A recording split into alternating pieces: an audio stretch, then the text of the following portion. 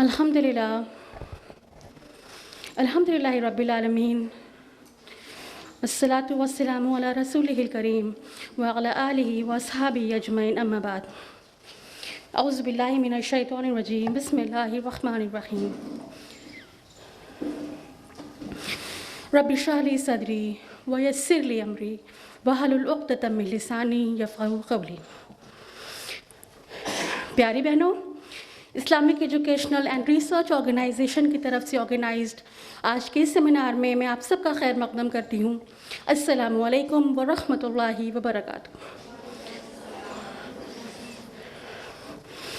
تو آئیے سب سے پہلے میں مائک پہ دعوت دوں گی سسٹر حلیمہ افشاں کو کہ وہ آئیں اور تلاوت قرآن مجید کے ساتھ ہمارے آج کے اس پروگرام کا باقاعدہ آغاز کریں۔ سسٹر حلیمہ افشاں۔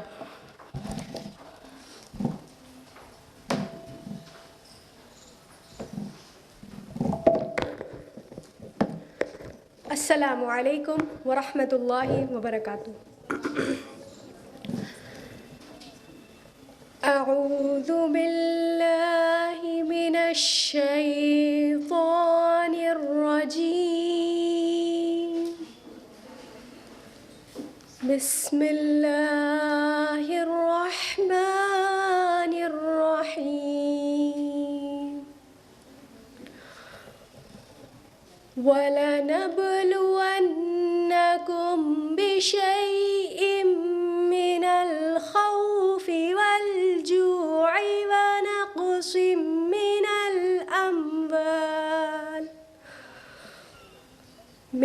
الْأَمْوَالِ وَالْأَنفُسِ وَالثَّمَرَاتِ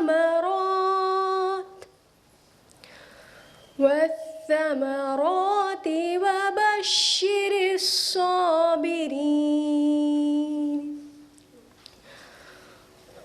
الَّذِينَ إِذَا أَصَابَتْهُم مُّصِيبَةٌ قَالُوا إِنَّا لِلَّهِ وَإِنَّا إِلَيْهِ راجعون۔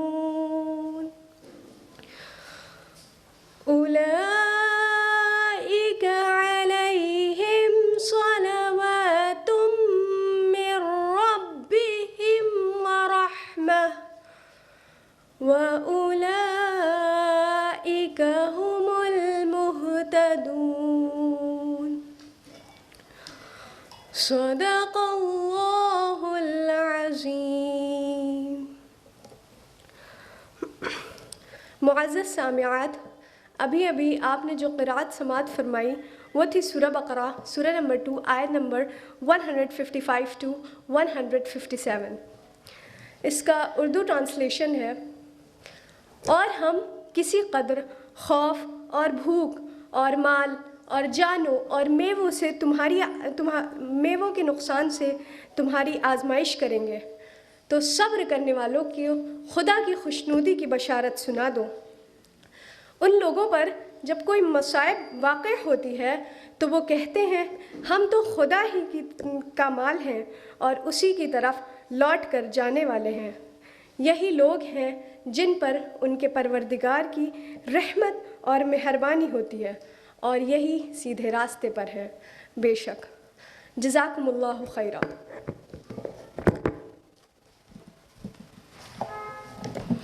جزاک اللہ خیر سسٹر حلیمہ۔ اللہ تعالیٰ اس قرآن کے ذریعے سے آپ کی دنیا اور آخرت کو سنوار دے۔ یہ قرآن آپ کے دل کا نور، آپ کے سینے کی بہار بن جائے۔ خدا کرے سسٹر حلیمہ کہ آپ وہ چمکتا ستارہ بنے جو بہتوں کی اندھیری زندگیوں میں ہدایت کا نور لانے کا ذریعہ بنے۔ آمین۔ تو چلیے اب آگے بڑھتے ہیں۔ لیکن میں نے آپ سے آپ کی خیریت تو پوچھی ہی نہیں۔ میں نے ابھی تک آپ سے یہ نہیں پوچھا کہ اس ٹھنڈ میں آپ کا کیا حال ہے۔ تو بتائیے کیسے ہیں آپ سب لوگ؟ اپنے اس سوال کے جواب میں کئی طرح کے فیشیل ایکسپریشنس یہاں سے دیکھ پا رہی ہوں، اور کئی طرح کے الحمدللہ میں نے سنے۔ کچھ کا الحمدللہ تو بڑا چہکتا ہوا تھا الحمدللہ، کچھ کا تھوڑا سست الحمدللہ، اور کچھ کا تھوڑا مایوس سا۔ ہاں ٹھیک ہے الحمدللہ۔ لیکن پیارے بہنوں ایسا نہیں ہونا چاہیے نا، الحمدللہ تو ہمیشہ خوش ہو کر ہی ہونا چاہیے۔ دنیا کی اس زندگی میں تو تکلیف، परेशानियाँ, बीमारियाँ, आफत, नुकसान, इन सब से कोई भी बेखौफ और मामून नहीं रह सकता, क्योंकि ये दुनिया तो है ही हमारे लिए आजमाइश की जगह। It's an examination hall for us. लेकिन यही आजमाइश, यही मसायब तो एक मोमिन और एक काफिर के किरदार को नुमाया कर देते हैं, बिल्कुल वाज़ेह कर देती हैं कि कौन है मोमिन और कौन है काफिर। काफिर और मोमिन के किरदार में ये फ़र्क तो ज़रूर होता है ना कि परेशानियों में, बीमारियों में, मसायब में, नुकसान में काफिर बिखर जाता है, टूट जाता है, वो अपने अल्लाह की रज़ा में राज़ी नहीं रह पाता, वो परेशान हो जाता है, वो मायूस हो जाता है। लेकिन एक मोमिन वो तो हर कितनी भी परेशानी हो बिल्कुल सब्र व सबात का पैकर बनकर जम जाता है। वो हर हाल में सब्र का दामन अपने हाथ में थामे रखता है, क्योंकि उसे पता है कि जो कुछ हो रहा है वो मेरे रब की मर्ज़ी से हो रहा है। मेरा अल्लाह सब देख रहा है और सब सुन रहा है, और मेरे रब का कोई भी हुक्म, हिकमत और मसलहत से खाली नहीं है। और इस तरह उसे ऐसा सुकून, ऐसा इत्मीनान मिलता है कि गम की, मसाइब की चोट में भी उसे लज्जत आने लगती है। तो ज़रूरत है मसाइब की हकीकत को समझने की, ज़रूरत है इस बात पे गौर करने की कि जो परेशानियां हम पे आती हैं वो क्यों आती हैं, किसकी तरफ से आती हैं, और इन परेशानियों में हमारा तर्ज़ अमल क्या होना चाहिए।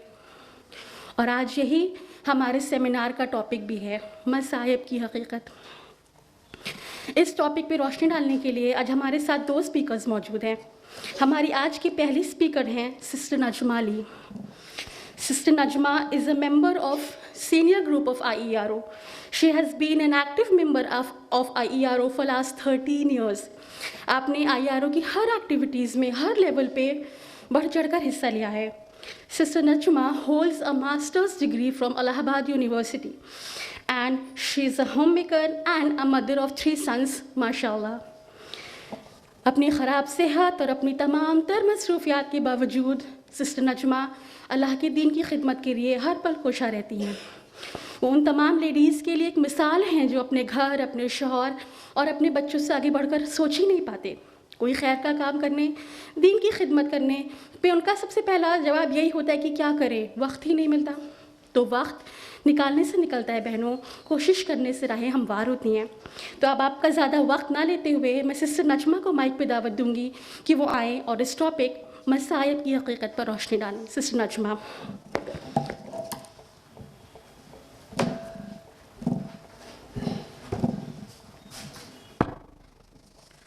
अल्हम्दुलिल्लाह रब्बिल आलमीन वस्सलातु वस्सलामु अला सय्यिदिल मुरसलीन खातिमन नबीन व अला आलिहि व अस्हाबिहि अजमाइन व अऊज़ु बिल्लाहि मिनश शैतानिर रजीम बिस्मिल्लाहिर रहमानिर रहीम रब्बि इश्रह ली सदरी व यस्सिर ली अमरी वहलुल उक़दतम मिन लिसानी यफ़क़हू क़ौली।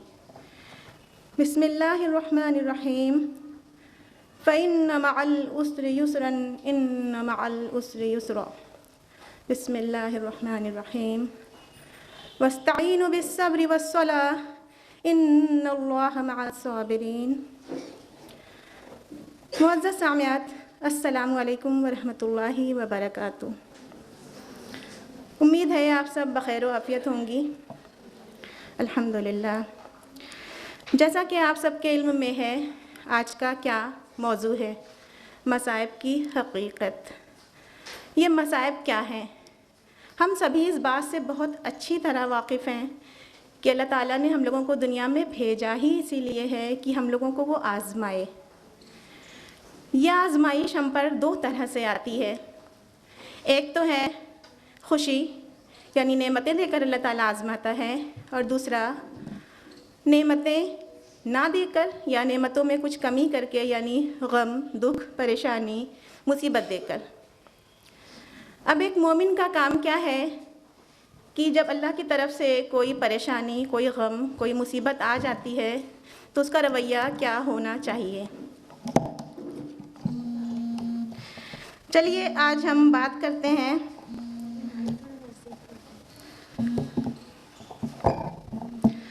मुसीबत की। ये मुसीबत क्या है, ये क्यों आती है, ये कहाँ से आती है। सबसे पहले हम इस मुसीबत लफ्ज़ को ही समझ लेते हैं, इसका माना क्या होता है। मुसीबत लफ्ज़ सऊबा से बना है, अरबी का लफ्ज़ है सऊबा। सऊबा मीन्स होता है किसी चीज़ की तरफ या टारगेट या किसी की जानिब, اسی سے صوبہ بنا ہے، اس کا معنی ہوتا ہے نشانہ لگانا یا رخ کرنا۔ اسی سے پھر اصابہ لفظ آیا ہے۔ اصابہ کا مطلب ہوتا ہے چوٹ، ضرب۔ جب کسی چیز پر نشانہ لگایا جاتا ہے یا ہٹ کیا جاتا ہے تو وہاں ایک چوٹ لگتی ہے، تو یہی ہے مصیبت۔ تو اسی سے مصاب بنا، مصاب مطلب مصیبت زدہ، جو مصیبت میں گرفتار ہوا۔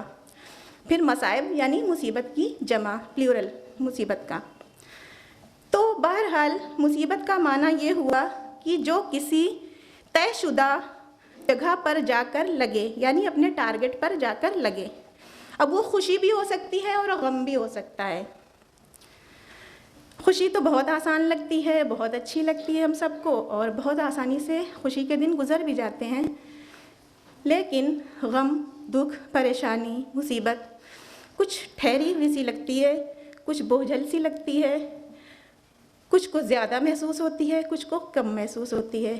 کہنے کا مطلب یہ ہے کہ ہمارے جذباتوں پر یہ اپنا دیر پا اثر چھوڑتی ہے۔ تو آئیے جانتے ہیں یہ مصیبت کس طرح سے ہم پر آتی ہے۔ پہلا تو یہ ہے کہ اللہ تعالیٰ اجتماعی مصیبت بھی بھیجتا ہے، یعنی جیسے زلزلے کا آ جانا، فلڈ کا آ جانا یعنی باڑھ کا آ جانا، کسی وبا کا پھیل جانا، جیسے آج کل وبا پھیلی ہوئی ہے کووڈ کی۔ اس کے علاوہ طوفان آ جانا، یہ اللہ کی طرف سے ایسی آفات ہیں جو ناگہانی آفت کہلاتی ہے۔ یہ کبھی بھی آ گئی، اس سے انسان اپنے آپ کو پہلے سے روک نہیں سکتا کہ اس سے بچا کے رکھ لے۔ یہ اچانک سے آتی ہے اور اس سے بہت سارے لوگ ایک ساتھ بھی افیکٹ ہوتے ہیں۔ ان میں سے کچھ لوگوں کی موت بھی ہو جاتی ہے اور کچھ لوگ زخمی بھی ہو جاتے ہیں، کچھ لوگ بے گھر ہو جاتے ہیں وغیرہ وغیرہ۔ اور جو دوسری مصیبت آتی ہے وہ انفرادی طور پر آتی ہے، یعنی انڈیویجول انسان کے ساتھ کچھ برا ہو گیا، جیسے وہ کسی بیماری میں مبتلا ہو گیا، اچانک اس کا ایکسیڈنٹ ہو گیا، اب ایکسیڈنٹ میں ہاتھ ٹوٹ گیا، پیر ٹوٹ گیا، ہے تو یہ مصیبت نا، آخر آ گئی اچانک سے۔ اس کے علاوہ مال میں کمی ہو گئی یا مال میں نقصان ہو گیا، یہ بھی ایک مصیبت ہے۔ اور کسی کا کوئی بہت قریبی رشتہ دار فوت ہو گیا، تو یہ تو ایک بڑی مصیبت انسان سمجھتے ہیں۔ اب ہمیں جاننا یہ ہے یہ مصیبتیں آتی کیوں ہیں۔ سب سے پہلے ہم آپ کو یہ بتا دیں کہ اللہ تعالیٰ نے بالکل صاف لفظوں میں سورہ بقرہ میں فرمایا وَلَنَبْلُوَنَّكُمْ بِشَيْءٍ مِّنَ الْخَوْفِ وَالْجُوعِ، ہم تم کو ضرور آزمائیں گے خوف سے، بھوک سے، وَنَقْصٍ مِّنَ الْأَمْوَالِ وَالْأَنفُسِ وَالثَّمَرَاتِ، اور مالوں کے نقصان سے اور جانوں کے نقصان سے اور پھلوں کے نقصان سے، وَبَشِّرِ الصَّابِرِينَ، اور صبر کرنے والوں کے لیے خوشخبری ہے۔ اب ہمیں یہ سوچنا ہے کہ اللہ تعالیٰ جب کہہ رہے ہیں کہ ہم تمہیں آزما کے رہیں گے، ضرور آزمائیں گے، تو پھر جب اللہ کی طرف سے کوئی بھی آزمائش آتی ہے تو اس میں ہمارا کیا خیال ہوتا ہے؟ ایک مومن کیا سوچتا ہے کہ ہمارے بھلے کے لیے آئی ہے، اس میں کہیں نہ کہیں ہمارے لیے خیر چھپی ہوئی ہے۔ ہم اس کو آپ کو ایک حدیث سے واضح کرتے ہیں۔ حدیث ہے صحیح بخاری کی اور اس کا نمبر ہے 5641، اور اس کے راوی ہیں حضرت ابو ہریرہ رضی اللہ عنہ۔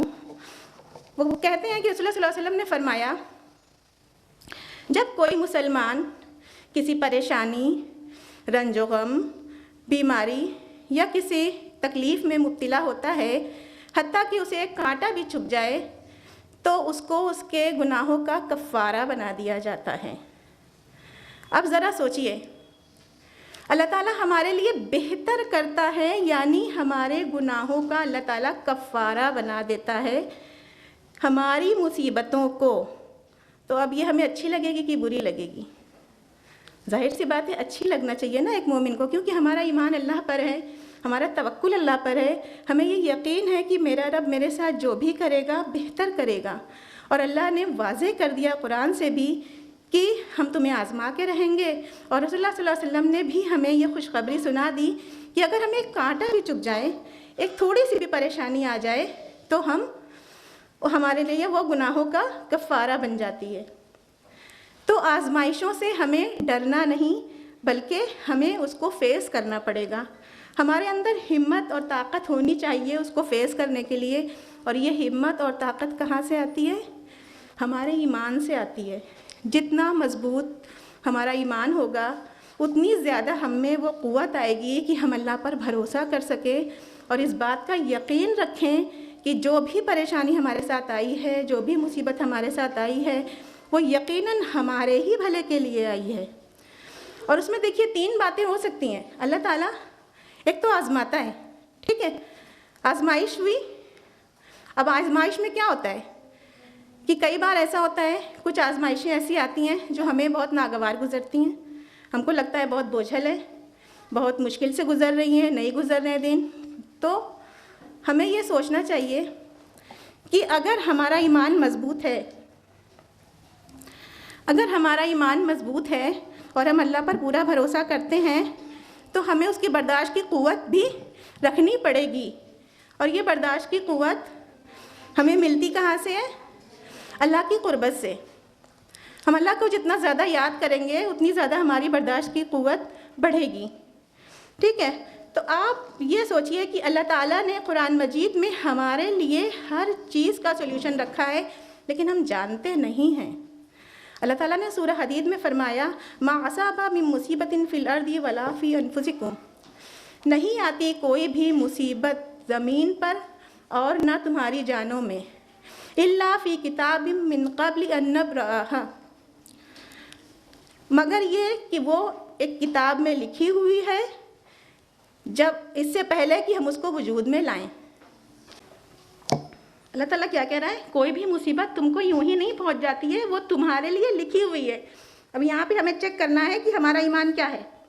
ہمارا ایمان اس بات تقدیر پر بھی ہے نا، کہ ہمارے لیے اللہ کے یہاں تقدیر میں جو بات لکھی ہے وہ ہو کے رہے گی۔ تو اللہ کی طرف سے جب کوئی مصیبت آ رہی ہے تو وہ آئے گی ہی، وہ ہمارے لیے پہلے سے لکھی ہوئی ہے، اور وہ ہمارے ایمان کا حصہ ہے کہ ہم اس پر یقین کریں کہ جو بھی اللہ کرتا ہے بہتر کرتا ہے، اور جو بھی ہونا ہے وہ ہونا تھا، وہ ہو کے رہنا تھا، وہ ہو کے رہتا۔ اب وہ ہمیں یا برا لگے یا اچھا لگے، اب وہ آ گیا ہے تو ہمیں صبر کرنا ہے، اور اس بات کا یقین رکھنا ہے کہ اللہ تعالیٰ نے جو بھی ہمارے لیے مسخر کیا یا جو بھی ہماری تقدیر میں دیا، وہ ہمارے ہی بہتری کے لیے دیا۔ ایک مثال ہم آپ کو بتاتے ہیں، چھوٹے بچوں کو ویکسین لگوائی جاتی ہے، ٹیکہ لگوایا جاتا ہے تو بچے روتے ہیں، لیکن جب بڑوں کو ویکسین لگتی ہے تو ان کو جو تکلیف ہوتی ہے، ان کو پتہ رہتا ہے نا یہ ہمارے فائدے کے لیے لگ رہی ہے، تو پھر وہ روتے تو نہیں ہے نا۔ اس کا کیا مطلب ہوا؟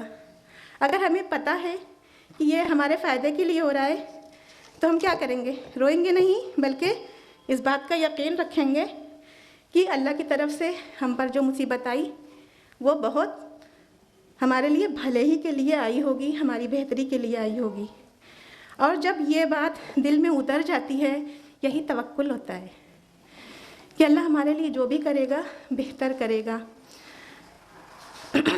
کیونکہ کبھی کبھی ایسا ہوتا ہے، آزمائشیں بہت آتی ہیں، انسان بہت پریشان ہوتا ہے، صبر کرتا ہے، آزمائشیں اور بڑھتی ہیں، وہ اور صبر کرتا ہے، اور بڑھتی ہیں، وہ اور صبر کرتا ہے۔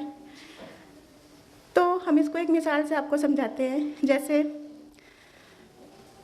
چھوٹے بچے ایگزام دیا، 6th کلاس 7th کلاس کے بچے نے ایگزام دیا، بھائی ایگزام میں محنت تو کرنا پڑتا ہے، پاس ہوئے، اگلا مل گیا کلاس، پھر ایگزام دیا اور ٹف تھوڑا ایگزام دیا، پھر ہائی اسکول، پھر انٹر، پھر گریجویشن، پھر پوسٹ گریجویشن، یعنی ایگزامز کا لیول بڑھتا جا رہا ہے، محنت بڑھتی جا رہی ہے، ایگزام ہارڈ ہوتا جا رہا ہے، ٹھیک ہے۔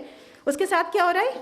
ہمارے درجات بھی تو بلند ہو رہے ہیں، ہمارے کلاس بھی تو اوپر ہو رہے ہیں۔ تو کئی بار اللہ تعالیٰ آزمائشیں ڈالتا ہی اسی لیے ہے کہ وہ اپنے مومن بندوں کے درجات کو بلند کرے۔ یعنی مومن بندہ اگر کسی وجہ سے اپنے درجے تک نہیں پہنچ پا رہا ہے تو اللہ اس کو آزمائشوں کے آزمائش کے ڈال کر اس پر اس کے درجے کو بلند کر دیتا ہے۔ ہم اس کو آپ کو ایک حدیث سے مثال سمجھاتے ہیں۔ یہ حدیث ہے ابو داؤد کی، اس کا نمبر ہے 3090 اور اس کے راوی ہیں خالد سلمی۔ وہ اپنے والد سے روایت کرتے ہیں کہ ہمارے والد نے رسول اللہ صلی اللہ علیہ وسلم کو فرماتے ہوئے سنا کہ جب بندے کو اللہ تعالیٰ کی طرف سے کوئی درجہ ایسا مل جاتا ہے جس تک وہ اپنے عمل کے ذریعے سے نہیں پہنچ پاتا، تو اللہ تعالیٰ اس کے جسم، اس کے مال اور اس کی اولاد سے اس کو آزماتا ہے اور پھر اس کو صبر کی توفیق دیتا ہے، یہاں تک کہ وہ بندہ اپنے اس درجے کو پا لیتا ہے۔ کتنی بڑی خوشخبری ہے یہ ہمارے لیے کہ اللہ تعالیٰ ہمیں آزمائشوں میں ڈالتا اس لیے ہے کہ ہمارے درجات بلند کرے۔ اگر ہمارے عمل بہت اچھے نہیں ہو رہے ہیں تو کہیں نہ کہیں اللہ تعالیٰ ہمیں آزمائشوں میں ڈال کر ہمارے گناہوں کو دھو کر جنت کے ہمارے درجات بلند کر دیتا ہے۔ اب اس سے بھی بڑی خوشخبری کچھ ہو سکتی ہے؟ تو مصیبت کیا ہے ہمارے لیے؟ خوشی، یعنی اللہ کی ہر حال میں حمد، اللہ کی تعریف، اللہ کا شکر۔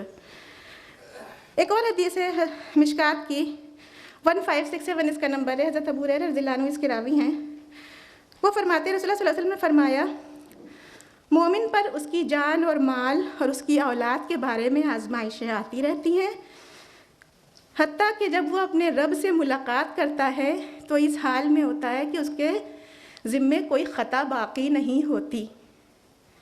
یعنی اللہ درجات تو بلند کرتا ہے، مصیبتیں دے کر اللہ تعالیٰ اس کو ایک آخرت کی بڑی مصیبت سے بچا لیتا ہے۔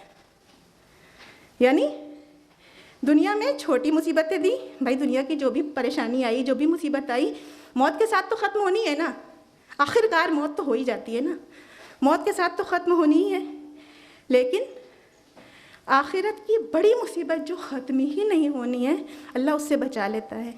تو کوئی بھی مصیبت آئے تو الحمدللہ علی کل حال۔ تو ایک مومن اللہ تعالیٰ، ایک مومن جو ہے اللہ کی نظر میں بالکل ایسا ہی ہے، بس جیسے سمجھ لیجئے سونے کو تپا کر پیور کیا جاتا ہے۔ تو اگر ایک مومن میں کچھ کمیاں ہیں، گناہ ہے، تو اللہ تعالیٰ اس کو تپاتا ہے، اس کو اور پیور کرتا ہے، اس کو اور پیور کرتا ہے، اور جتنی زیادہ آزمائشیں آتی ہیں اتنا مومن اور نکھرتا جاتا ہے، کیونکہ جب آزمائشیں آئیں گی مومن صبر کرے گا، صبر کرے گا، صبر کرے گا، اور توکل یہ رہے گا کہ اللہ جو کر رہا ہے میرے ساتھ بہتر ہو رہا ہے میرے ساتھ، تو پھر وہ بالکل نکھر کے ایک مضبوط، ایک کامل مومن بنتا ہے۔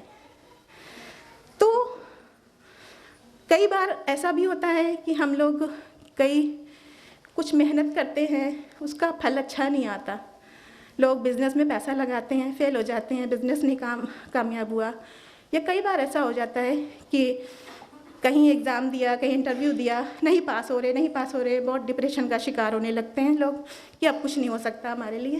ایسا نہیں ہے۔ حضرت علی کا قول ہے ارادوں کے ٹوٹنے سے ہم نے رب کو پہچانا، یعنی جب ہمارا ارادہ یعنی ہماری کوشش پوری نہیں ہوئی تو اس کا مطلب ہے ہمارا رب ہم سے بہتر جانتا ہے، تو وہ ضرور کچھ اور چاہتا ہے جو میرے لیے زیادہ بہتر ہے، ہم نہیں جانتے۔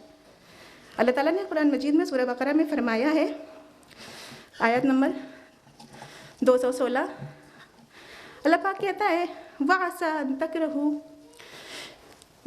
تَكْرَهُوا شَيْئًا وَهُوَ خَيْرٌ لَكُمْ، اور ممکن ہے کہ کوئی بات تمہیں بری لگے اور وہی تمہارے لیے بہتر ہو۔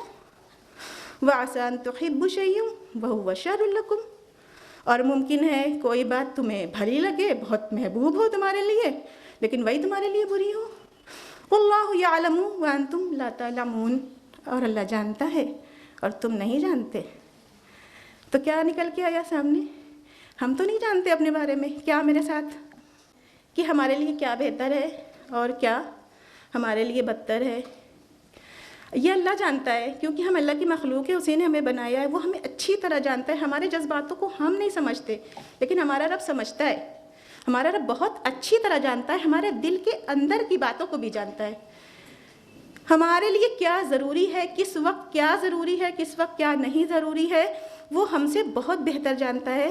تو ہمیں اگر اس بات پہ توکل ہے کہ اللہ تعالیٰ نے جو بھی ہمارے لیے مسخر کر رکھا ہے وہ بہتر ہی ہے، اگر ہم کہیں ناکام ہو رہے ہیں کوشش کے باوجود، ہم یہ نہیں کہہ رہے ہیں کہ کوشش ہی مت کیجیے، ہم اسباب کے ساتھ پیدا کیے گئے ہیں دنیا میں تو کوشش کرنا ہمارا فرض ہے، لیکن اگر ہم کوشش کے باوجود ناکام ہو رہے ہیں تو ہمیں مایوس نہیں ہونا ہے، ہم کو اداس نہیں ہونا ہے۔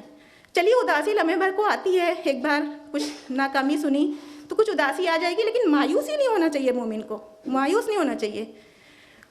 ہمیں اللہ پہ پورا بھروسہ رکھنا ہے کہ اگر ہماری کوشش سے ہمیں کچھ نہیں مل رہا ہے، اس کا مطلب ہے کہ ہمارے رب کو ہمیں زیادہ دینا ہے، کچھ بہت بہتر دینا ہے۔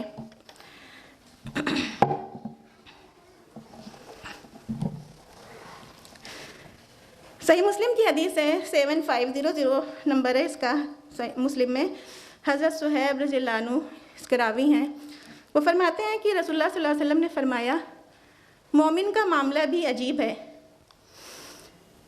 اس کے ہر معاملے میں خیر ہی ہے، اور یہ صرف مومن کے لیے خاص ہے۔ جب اس کو کوئی نعمت میسر آتی ہے تو یہ شکر کرتا ہے، وہ بھی اس کے لیے بہتر ہے، اور جب اس کو کوئی مصیبت آتی ہے، کوئی دکھ آتا ہے اس کے اوپر تو وہ اس پر صبر کرتا ہے، وہ بھی اس کے لیے بہتر ہے۔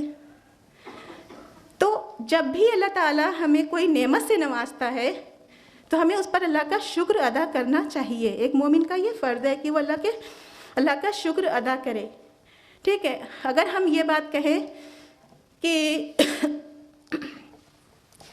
نعمت کا نہ ملنا یا نعمت کا کچھ کم ملنا ہی مصیبت ہے، مثال کے طور پر ہمارا یہ ہاتھ دونوں الحمدللہ سلامت ہے، اس میں کچھ ہو گیا، فریکچر ہو گیا ہاتھ میں، نعمت میں کچھ تھوڑا سا عیب ہو گیا، تو یہ کیا ہوئی؟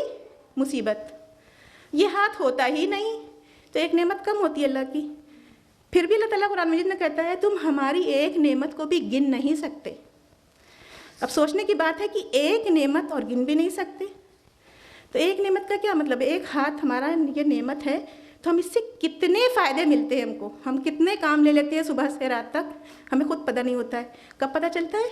جب یہ ٹوٹ جاتا ہے، جب یہ یوں بن جاتا ہے تو پھر کیا ہوتا ہے؟ ہمیں احساس ہوتا ہے یہ بھی نہیں ہو پا رہے، وہ بھی نہیں ہو پا رہے۔ ہوئی نا ایک نعمت سے کتنی نعمتیں، اور وہ سب نعمتیں جب چھنتی ہیں اب وہ مصیبت بن گیا۔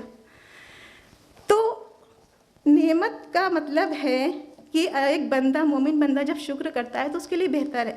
شکر کیا ہے؟ دل سے پورا یقین کہ اللہ پاک جو دے رہا ہمارے لیے، ہم سب بہتر ہے ہمارے لیے۔ زبان سے اس کا اقرار یعنی اللہ کا شکر ادا کرنا دعاؤں کے ذریعے، اور اللہ کو ہر وقت یاد کر کے، یہ قولی شکر کہلاتا ہے۔ لیکن امام راضی کا قول ہے، وہ کہتے ہیں شکر گزاری عمل کا نام ہے، عمل کرنے کا۔ ایک حدیث ہے، آپ صلی اللہ علیہ وسلم سے کسی صحابی نے پوچھا، بخاری کی حدیث ہے، کہ یا رسول اللہ آپ تو گناہوں سے پاک صاف ہیں، آپ تو معصوم ہیں، آپ کو کیا ضرورت ہے اتنی زیادہ عبادت کرنے کی یا اتنا راتوں کو جاگنے کی، روزے رکھنے کی؟ آپ صلی اللہ علیہ وسلم نے فرمایا کیا میں اپنے رب کا شکر گزار بندہ نہ بنوں؟ تو شکر کیا ہے؟ عمل کا نام ہے۔ اللہ تعالیٰ نے ہمیں اگر اچھی صحت دیا ہے تو ہمارا شکر یہ ہونا چاہیے کہ ہم اس صحت کے ساتھ اللہ کی اچھی بہترین عبادت کریں، کیونکہ جب ہمارے پاس صحت نہیں ہوتی ہے نا تو ہم عبادت بھی نہیں کر پاتے ہیں۔ اگر اللہ تعالیٰ نے ہمیں بولنے کی طاقت دی ہے، صلاحیت دیا ہے، تو ہم اپنی زبان کے ذریعے لوگوں کو فائدہ پہنچائیں، اللہ کے دین کا کام کریں، لوگوں تک اللہ کے دین کو پہنچائیں۔ اگر اللہ تعالیٰ نے ہمیں IQ لیول بہت اچھا دیا ہے، ہمیں سمجھنے کی صلاحیت بہت اچھی دی ہے، تو ہم دین کو سمجھیں اور پھر اس کو لوگوں تک حکمت کے ساتھ پہنچائیں۔ اگر اللہ تعالیٰ نے ہم کو طاقت اور ہمت اور اس طرح کی بہت ساری نعمتوں سے نوازا ہے تو ہمارا کام کیا ہے کہ ہم اپنی وہ طاقت، وہ ہمت، مال دیا ہے تو مال اللہ کی راہ میں صرف کریں، یہ اللہ کا شکر ہے۔ اور اللہ تعالیٰ فرماتا ہے کہ تم اگر شکر کرو گے، سورہ ابراہیم کی آیت ہے، آیت نمبر 7، سورہ نمبر 14، لئن شکرتم لازیدنکم، اگر تم شکر کرو گے تو ہم تمہیں اور زیادہ دیں گے، ولئن کفرتم ان عذابی لشدید، اور اگر تم کفر کرو گے تو میرا عذاب بھی بڑا سخت ہے۔ اب یہ کفر کرنے کا مطلب کیا ہے؟ جب شکر کی بات آئی ہے تو پھر اس کا اپوزٹ کیا ہوا؟ ناشکری۔ ناشکری کو اللہ تعالیٰ نے کفر سے تعبیر کیا ہے، یعنی انکار کرنا۔ ہم اپنے زبان سے کہتے رہے اللہ تیرا شکر ہے، اللہ تیرا شکر ہے، تو اس بات کو اس طرح سے سمجھیے کہ اگر ہمارے ماں باپ ہیں اور ہمارے ماں باپ کا ہم شکریہ ادا کر رہے ہیں، ٹھیک ہے، thank you mummy, thank you papa, thank you ابا، شکریہ آپ کا، اور وہ ہم سے کچھ بھی کہہ رہے ہوں، ہم نافرمانی کریں، ہم ان کی بات نہ مانیں، تو یہ شکر ہوا؟ تو شکر کیا ہے؟ عمل کا نام ہے۔ اور جب ہم بہترین عمل کریں گے، اپنے اللہ کی نعمت پر تمام نعمتوں کا شکر ادا کریں گے اپنے عمل کے ذریعے سے، تو اللہ تعالیٰ اس میں برکت دے گا، اللہ تعالیٰ اس میں ہماری مدد کرے گا۔ ہمیں ایک واقعہ یاد آیا نعمت سے، ہم نے یوٹیوب پہ سنا تھا، جاوید اقبال ایک اسکالر ہے، انہوں نے ایک لیڈی سے ملوایا، ان کا نام تھا ڈاکٹر انم نجم۔ وہ جب 21 سال کی تھیں، 21 ایئرس کی، تو وہ اپنے پیرنٹس کے ساتھ کہیں جا رہی تھیں، راستے میں کوئی حادثہ پیش آ گیا، گولی چلائی لوگوں نے، وہ گولی آ کر کے ان کی ریڑھ کی ہڈی میں لگی، جس سے ان کی 2/3 باڈی یہاں سے لے کے نیچے تک کا حصہ پورا پیرالائز ہو گیا۔ تو ڈاکٹر جاوید اقبال نے ان سے سوال کیا کہ آپ کہتی ہیں میرا رب، میرا اللہ میرا بیسٹ فرینڈ ہے، وہ کہتی تھی، بچپن سے ہم کہتے تھے کہ میرا اللہ میرا بیسٹ فرینڈ، تو آپ کو یہ نہیں لگتا کہ آپ کے بیسٹ فرینڈ نے آپ کے ساتھ ایسا کر دیا؟ اب وہ باڈی وہ ڈھو رہی ہیں ایک طرح سے، وہ بالکل جو ہے اس میں سینس نہیں ہے، اور اتنے حصے اوپر کے حصے میں سینس ہے، وہ بھی ہینڈ میں بھی اس سائڈ میں سینس نہیں ہے اور اس سائڈ میں ہے، تو ان کی گرپ بھی اچھی نہیں ہے۔ اس میں بھی انہوں نے اپنی تمام پڑھائی کو پوری کی اور وہ ڈاکٹر بن گئی، اور اس کے بعد بھی ابھی وہ ریسرچ کر رہی ہیں سائیکالوجی میں۔ تو ان کا جواب یہ تھا کہ میں یہ کیوں کہوں کہ میرے رب نے میرے ساتھ ایسا کیا، جب وہ میرے ہاتھ پیر بالکل سلامت تھے 21 سال تک کم سے کم، اور مجھے کبھی احساس بھی نہیں ہوا کہ وہ اللہ کی نعمت ہے، اور میں نے اس نعمت کو اللہ کی نعمت سمجھ کر شکر نہیں ادا کیا، تو اب مجھے بالکل حق نہیں پہنچتا کہ میں اللہ کا شکوہ کروں کہ اس نے میرے ساتھ ایسا کر دیا۔ یعنی شکر تو ہمیں یاد نہیں رہتا، جیسے ہی تھوڑا سا بھی کچھ کم ہوتا ہے تو ہم فوراً شکوہ کرنے لگتے ہیں کہ اب ہمارے ساتھ یہ ہو گیا، وہ ہو گیا۔ ہم آپ کو ایک مثال سے اور سمجھاتے ہیں، یہ گلاس میں پانی بھرا ہوا ہے کہ خالی ہے؟ بھرا ہوا ہے، لیکن ہم کو یہ اتنا خالی دکھ رہا ہے، پھر بھی ہم کہیں گے بھرا ہوا ہے۔ نعمتوں کا حال ہمارے ساتھ بس ایسا ہی ہے، اللہ نے ہمیں نعمتوں سے بھر دیا ہے، ہم گن بھی نہیں سکتے، گن ہی نہیں سکتے اللہ کی نعمت۔ بس ذرا سا کچھ کم ہوا اور ہمارا فوکس، ہمارا دماغ، ہمارا پورا ذہن، دل اس پہ مبذول ہو گیا کہ اب یہ ہو گیا، میرے ساتھ یہ ہو گیا، یعنی اتنی سی نعمت کم ہوئی اور ہم پریشان ہونے لگتے ہیں۔ تو ایک مومن کا کام کیا ہے؟ اللہ کی نعمتوں پہ نظر رکھنا، اللہ کا شکر ادا کرنا۔ اللہ نے ہمیں نعمتوں سے مالا مال کیا ہے، بہت ذرا سا کہیں کچھ کم ہوا ہے یا کہیں کچھ نہیں ملا ہے تو ہم اس پہ فوکس نہ کریں، ہم اس پہ یقین رکھیں، تسلی رکھیں کہ اللہ نے جو نہیں دیا ہے یا جو کم دیا ہے وہ ہمارے لیے بہتر ہی ہے، اور ہمارے لیے جو نعمتیں ہمارے پاس ہیں ہم اس کا دل سے بھی شکر کریں، زبان سے بھی کریں اور اپنے اعمال سے بھی کریں۔ تو اس طرح سے اگر ہم اللہ کی نعمتوں پر اپنے نظر رکھیں گے تو ہماری کوئی بھی پریشانی، کوئی بھی تکلیف ہمیں بڑی نہیں معلوم ہوگی۔ اب خدا نہ خواستہ اگر اللہ نے ہمارے ہاتھ میں یا پیر میں کچھ ہو گیا تو باقی ہماری باڈی سلامت ہے نا۔ ایک واقعہ ہمیں اور یاد آ رہا ہے، ایک صاحب تھے، ان کو جو ہے ان کی جاب نہیں لگ رہی تھی، وہ انٹرویو میں جا رہے تھے بار بار، اور پھر ایک دن واپس آئے گھر اور ایک دم سے مایوسی میں کہنے لگے اب کچھ نہیں ہو سکتا، نہیں ہو پا رہا ہے ہم سے، اب کچھ نہیں ہوگا، اب ہمارا کچھ نہیں ہو سکتا، اب کیا کریں گے ہم، کیسے ہمارا گھر چلے گا؟ ایک دم پریشان حال لیٹ کر کے سو گئے۔ تھوڑی دیر میں دروازے پہ نوک ہوئی، کوئی اندر آیا، پتہ چلا ڈاکو آئے اور جتنا ان کے گھر میں تھوڑا بہت جو بچا ہوا مال تھا، زیور تھا، سب لے گئے۔ ابھی اس سے وہ فارغ نہیں ہوئے تھے، اس غم سے نکلے نہیں تھے، باہر سے خبر آ گئی کہ آپ کا ایک بیٹا تھا، اس کا ایکسیڈنٹ ہو گیا۔ اب وہ اور پریشان ہوئے کہ ایک اولاد تھی وہ بھی چلی گئی، اب ہم کیا کریں؟ اس غم میں پگھلے جا رہے تھے کہ ان کو سر میں درد محسوس ہوئی، ڈاکٹر کے پاس گئے، ٹیسٹ کرایا، پتہ چلا برین ٹیومر ہے۔ اچانک سے ان کی آنکھ کھل گئی تو ان کو احساس ہوا کہ ابھی تو صرف مجھے جاب نہیں مل رہی ہے، آ کے دیکھا میرا بیٹا سلامت بیٹھا ہے، ایسا کچھ کوئی ڈاکہ واکہ نہیں پڑا گھر میں۔ تو انہوں نے کہا اللہ تیرا شکر ہے، ابھی تو میرے پاس یہ سب سلامت ہے، میری صحت سلامت ہے، میرا مال سلامت ہے، میں ابھی صاحب اولاد ہوں۔ تو وہ ایک ڈرامہ بنایا گیا تھا اسی دن کے اس میں پیش نظر، اور اس کا نام رکھا گیا تھا صبر، شکوے سے شکر تک۔ تو جب ہم ایک نعمت کے چھن جانے سے یا نہ ملنے سے پریشان ہوتے ہیں تو ہم اور نعمتوں کو گننا شروع کر دیں، اور نعمتوں پر فوکس کرنا شروع کر دیں کہ ابھی یہ بھی تو ہے، ابھی یہ بھی تو ہے، ابھی یہ بھی تو، اگر یہ بھی چھن جائے، یہ بھی چھن جائے، یہ بھی چھن جائے تو کیا ہوگا؟ تو اللہ تعالیٰ ہم کو اسی لیے آزماتا ہے دنیا میں کہ وہ ہمارے جنت کے درجات بلند کرے، ہماری مشکلوں کو آسان کرے آگے کے لیے، اور ہم صبر کریں اور ہم اللہ کا شکر ادا کریں، تو انشاءاللہ اللہ تعالیٰ ہم کو ضرور تھامے رہے گا۔ اور ایک مومن کا کام بھی یہی ہے کہ وہ اللہ بھروسے ہی اپنی زندگی کو گزارے، ٹھیک ہے؟ تو یہ تو ہو گیا ایک ناگہانی آفت جو اچانک سے ہمارے پاس آ جاتی ہے، تو وہ کیوں آئی اور اس سے ہمیں کیا تکلیف ہوئی اور کتنی تکلیف نہیں ہونی چاہیے۔ لیکن کئی بار ایسا بھی ہوتا ہے کہ ہمیں لوگوں سے بڑی شکایت ہوتی ہے کہ یہ لوگ ہمارے لیے بڑی مصیبت کا سبب بنتے ہیں، کچھ لوگ بہت پریشان بھی کرتے ہیں، کچھ لوگوں کی طرف سے ایسا ہو جاتا ہے کہ وہ لوگ جو ہے تو اپنی زبان کے ذریعے سے یا اپنے کسی عمل کے ذریعے سے کسی کو بہت ہرٹ کر دیتے ہیں۔ تو لوگوں کا یہ کہنا ہے کہ نہیں ہم اللہ سے ناراض نہیں ہیں، لیکن لوگوں سے ہم بہت ناراض ہیں۔ تو ہم اس کا آپ کو 3 سولیوشن بتاتے ہیں۔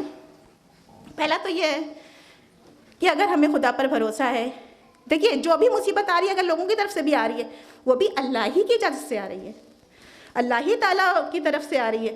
لیکن کئی بار لوگ وجہ بن جاتے ہیں نا، جیسے کسی نے جان لے لی، کسی کو قتل کر دیا، موت تو اللہ کی طرف سے آئی ہے، لیکن ایک انسان وجہ بن گیا، وہ اس کا گناہ ہو گیا۔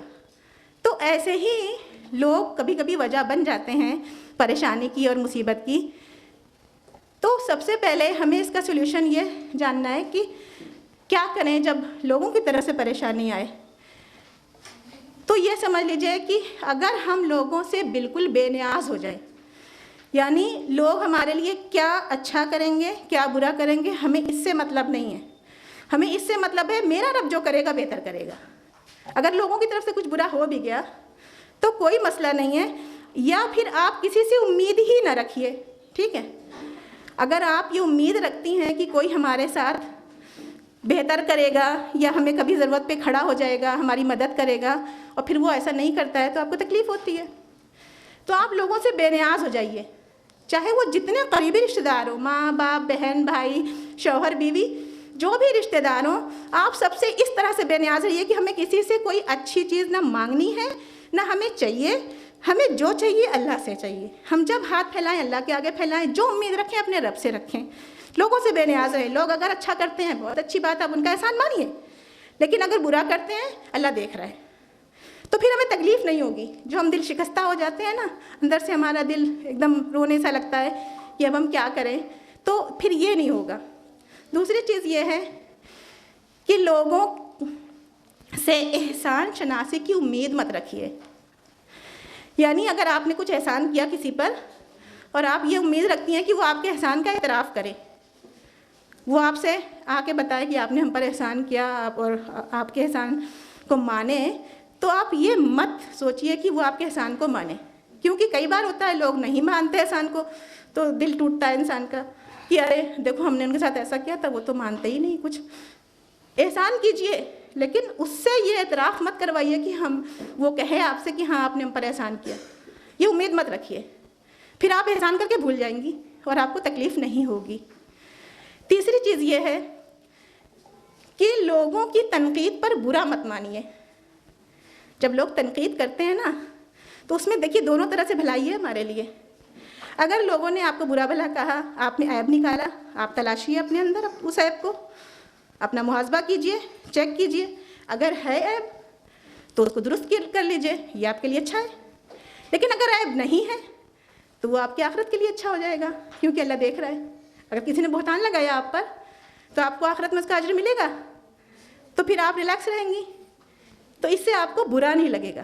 یعنی جو کچھ کر رہا ہے، آپ پر تنقید کر رہا ہے، اور آپ نے یہ سوچ لیا کہ ٹھیک ہے اگر ہمارے اندر خرابی ہے ہم ٹھیک کر لیں گے، درست کر لیں گے، اور اگر نہیں ہے تو ہم اس کو چھوڑ دیں گے، اللہ دیکھ رہا ہے. تو ہمیں جیسے لوگ ہوتے ہیں نا ڈپریشن کا شکار ہونے لگتے ہیں دوسروں کی وجہ سے کبھی کبھی، تو ایسا نہیں ہونا چاہیے. ایک مومن کو ڈپریشن میں نہیں جانا چاہیے. تو دوسروں سے قطعی کوئی امید نہ لگائیں، دوسروں کی احسان شناسی کی امید بھی نہ رکھیں، اور تنقید پر خوش ہوا کریں، برا مت مانا کریں، کیونکہ یہ آپ کی دونوں جہاں کے لیے بہتر ہے. اب تیسری بات یہ ہوتی ہے جو ہم خود اپنے لیے گڑھ لیتے ہیں، یعنی اپنے اوپر مصیبتوں کا ہم بار لاد لیتے ہیں. اللہ تعالیٰ نے سورہ شورہ میں فرمایا، سورہ نمبر 42 آیہ نمبر 30 میں، وَمَا أَصَابَكُم مِّن مُّصِيبَةٍ فَبِمَا كَسَبَتْ أَيْدِيكُمْ. جو بھی مصیبت تم کو پہنچتی ہے وہ تمہارے ہاتھوں کی کمائی ہے. یعنی اگر کوئی مصیبت، دیکھیے اس کی معنی تو یہ ہوا کہ اگر کوئی بھی مصیبت ہم پر آ رہی ہے تو چونکہ ہم گناہ گار ہیں، اللہ کو ہمارے گناہوں کو دھونا ہے، ہمارے جنت کے درجات کو بلند کرنا ہے، تو وہ مصیبت ویسی ہی آ رہی ہے، پھر اس سے ہمارے گناہ دھل رہے ہیں. ٹھیک ہے. دوسری چیز یہ ہے کہ بہت ساری مصیبتیں ہم سب خود اپنے اوپر لاد لیتے ہیں اور پھر اسی کے بوجھ تلے دبے رہتے ہیں. ایک انسان کی پیدائش سے لے کر اس کی موت تک بہت سارے رسومات ایسے ہم لوگوں نے بنا رکھے ہیں جو ہمارے لیے مصیبت کا سبب بن جاتے ہیں. پیدائش کے وقت چھوٹے سا ایک اللہ کی طرف سے حکم ہے کہ عقیقہ کیا کرو، سنت ہے عقیقہ. اللہ کے رسول نے فرمایا 7ویں دن عقیقہ کیا جاتا ہے. لوگ 7ویں دن نہ کر کے چھٹی کا نام دے کے چھٹے دن کچھ بھی اہتمام کرتے ہیں. تو یہ کیا پریشانی کا باعث نہیں ہے؟ اور اس میں اگر دیکھا جائے تو ننیال والوں کو زیادہ دقت آتی ہے، کیونکہ ان کو بچے کے لیے انتظام کرنا پڑنا شروع ہو جاتا ہے کہ ہمیں فوراً کچھ نہ کچھ تیار کر کے لے جانا ہے. یہ رسم ہم نے بنائی ہے اور ہم ہی اسی کے بوجھ تلے دبے رہتے ہیں. تو ہم اس کا سولوشن تو یہی بتائیں گے کہ دیکھیے اپنے اوپر اللہ کا قانون نافذ کیجئے. عقیقہ کرنا 7 دن، جن کے وہاں بچہ ہوا ہے وہ عقیقہ 7 دن پہ کرے، اچھی بات ہے، کر لے. آپ اپنے طرف سے کوئی تحفہ لینا دینا سنت ہے. آپ کوئی تحفہ لے جانا چاہتی ہیں تو آپ دکھاوے کے چکر میں اسی دن نہ لے جائیے جس دن پروگرام کیا جا رہا ہے. پہلے بات تو پروگرام ہونا نہیں چاہیے، عقیقہ 7ویں دن ہونا چاہیے، چھٹی نہیں ہونا چاہیے. اگر آپ اس دن جا بھی رہی ہیں تو کچھ مت لے جائیے، اس سے رسم ٹوٹے گی. آپ بعد میں جب دینا ہو دیجیے، جو آپ کو گفٹ دینا ہو دیجیے اپنی طرف سے. یہ دکھاوے کا جو مسئلہ آتا ہے نا، بس اسی میں جو ہے ساری بات مشکل بڑھتی ہے. بہت سارے لوگ غریب ہیں، پیسہ نہیں ہے، مالدار نہیں ہے، وہ کیا کرتے ہیں؟ ان کے ساتھ مصیبت ہوتی ہے نا. تو ہمیں اس بات کا خیال رکھنا چاہیے. اب آ گئی بات شادی کی، نکاح کی. نکاح سنت میں کتنا سادہ ہے نا. لڑکی کے لیے تو نکاح ایسا ہے کہ ایک پیسہ بھی خرچ کیے بغیر لڑکی کا نکاح ہم کر سکتے ہیں، یہی سنت ہے. لیکن ہم کتنے زیادہ رسومات نکاح میں شامل کر دیتے ہیں اور پھر اسی کے بوجھ تلے دب جاتے ہیں. کتنا پریشان ہوتے ہیں. خود تو پریشان ہم ہوتے ہیں، دوسروں کو بھی پریشانی میں ڈال دیتے ہیں. تو ہمیں کیا چاہیے کہ اب ان سے چھٹکارا. اچھا، شادی کے متعلق ایک بات اور ہے. ہم لوگ جب رشتے لگاتے ہیں، رشتے جوڑتے ہیں تو برادری دیکھتے ہیں. یہ برادری کیا چیز ہوتی ہے؟ ایک مومن صرف مومن ہوتا ہے، برادری کوئی معنی نہیں رکھتی. لیکن برادری کی وجہ سے کئی بار رشتے نہیں مل پاتے ہیں. ہمیں اپنی ہی برادری میں چاہیے، ہم لوگ شیخ ہیں، ہم لوگ سید ہیں تو ہم لوگ خان ہیں، ہم لوگ اونچے ہیں، دوسرے میں نہیں کریں گے. تو اس سے کیا ہوتا ہے کہ کئی بار رشتے اچھے نہیں ملتے. لڑکیاں بہت عمر کی ہو جاتی ہیں، بیٹھی رہ جاتی ہیں، لڑکے بہت عمر کے بیٹھے رہ جاتے ہیں، رشتے نہیں مل پاتے ہیں. لا دی نا اپنے اوپر مصیبت. ایک قانون کے تحت خود ہی قانون بنایا، یعنی خود ہی رسموں کو اتنا بڑھاوا دے دیا کہ وہ ایک قانون کی اس نے صورت لے لی، اور اس کے بعد پھر اسی کے بوجھ تلے ہم دب جاتے ہیں اور پریشان ہوتے رہتے ہیں. تو کیا ضرورت ہے ہمیں اس بوجھ تلے دبنے کی؟ اب آئی گھر کی بات. گھر کے اندر بہت سارے معاملات ایسے ہوتے ہیں جو ناانصافی پر بیسڈ ہوتے ہیں. جیسے کہ گھر میں آج کل عام طور پہ ہر دوسرے گھر میں دیکھنے کو ملتا ہے، ساس کا بہو سے اچھا رشتہ نہیں ہوتا، بہو کا ساس سے اچھا رشتہ نہیں ہوتا. اور اس کی بہت ساری وجہیں ہوتی ہیں، اور سب سے بڑی جو وجہ ہوتی ہے نا وہ ناانصافی ہوتی ہے. گھر میں ناانصافیاں بہت ہوتی ہیں. مائیں ہمیشہ اپنی بیٹیوں کو پریفرنس دیتی ہیں اور بہوؤں کو پیچھے کرتی ہیں، بہوؤں کے حق تلف ہوتے ہیں. اس وجہ سے بہویں ناراض رہتی ہیں گھر میں. اور ہر ساس یہ چاہتی ہے کہ میری بہو مجھے ماں کی طرح سمجھے، میرا خیال رکھے، اور ہر بہو چاہتی ہے کہ میری ساس مجھے ماں کی طرح چاہے. یہ کب ممکن ہے؟ جب ہم حق ادا کریں گے. جب ہم پورا حق اپنا ادا کر رہے ہوں گے تو کوئی بھی بیٹی جو بہو بن کے آپ کے وہاں آئی ہے وہ آپ کی بیٹی بن جائے گی جب آپ اس کو پورا حق دیں گی. اور جب کوئی ماں یعنی ساس جو بہو بن کے گئی ہے وہ اپنا حقوق ادا کر رہی ہے، ظلم کی حد تک دیکھیے ظلم نہیں ہونا چاہیے. جو ناانصافی ہوتی ہے وہ ظلم کی حد تک ہو جاتی ہے کئی بار. ہاں، آپ سب ایک فیملی سے ریلیٹ کرتی ہیں. اللہ تعالیٰ نے سب کے ساتھ کبھی کچھ کم کچھ زیادہ رکھا ہے اور سب کو معلوم ہے کہ کیا کیا ہوتا ہے گھر میں.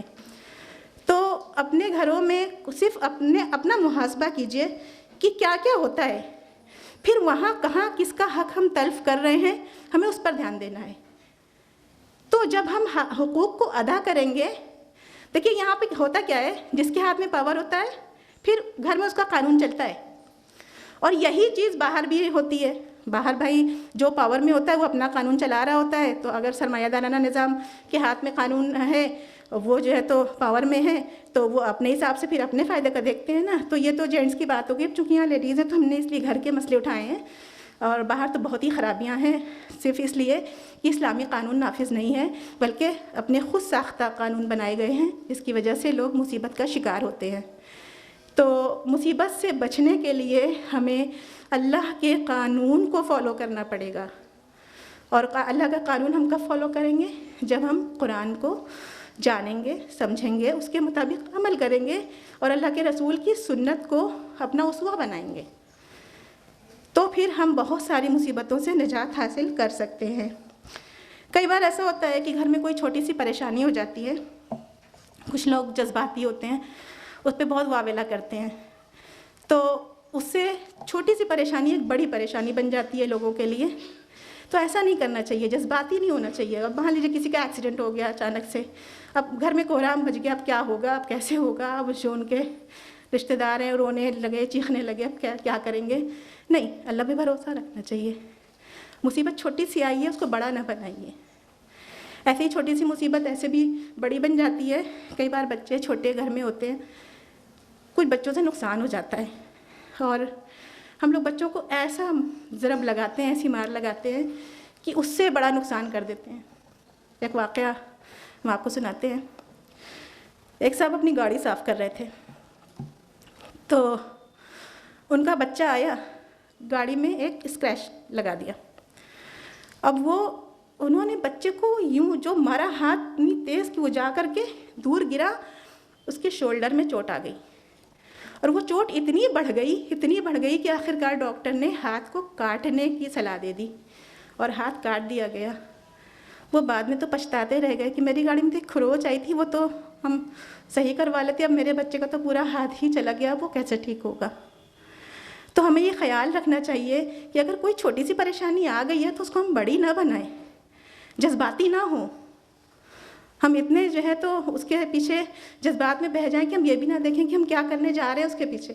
تو اللہ پہ بھروسہ رکھ کے کوئی بھی مصیبت پر یہ سوچیں کہ بس یہ آ گئی ہے، ٹھیک ہو جائے گی انشاءاللہ، تو ٹھیک ہو جائے گی۔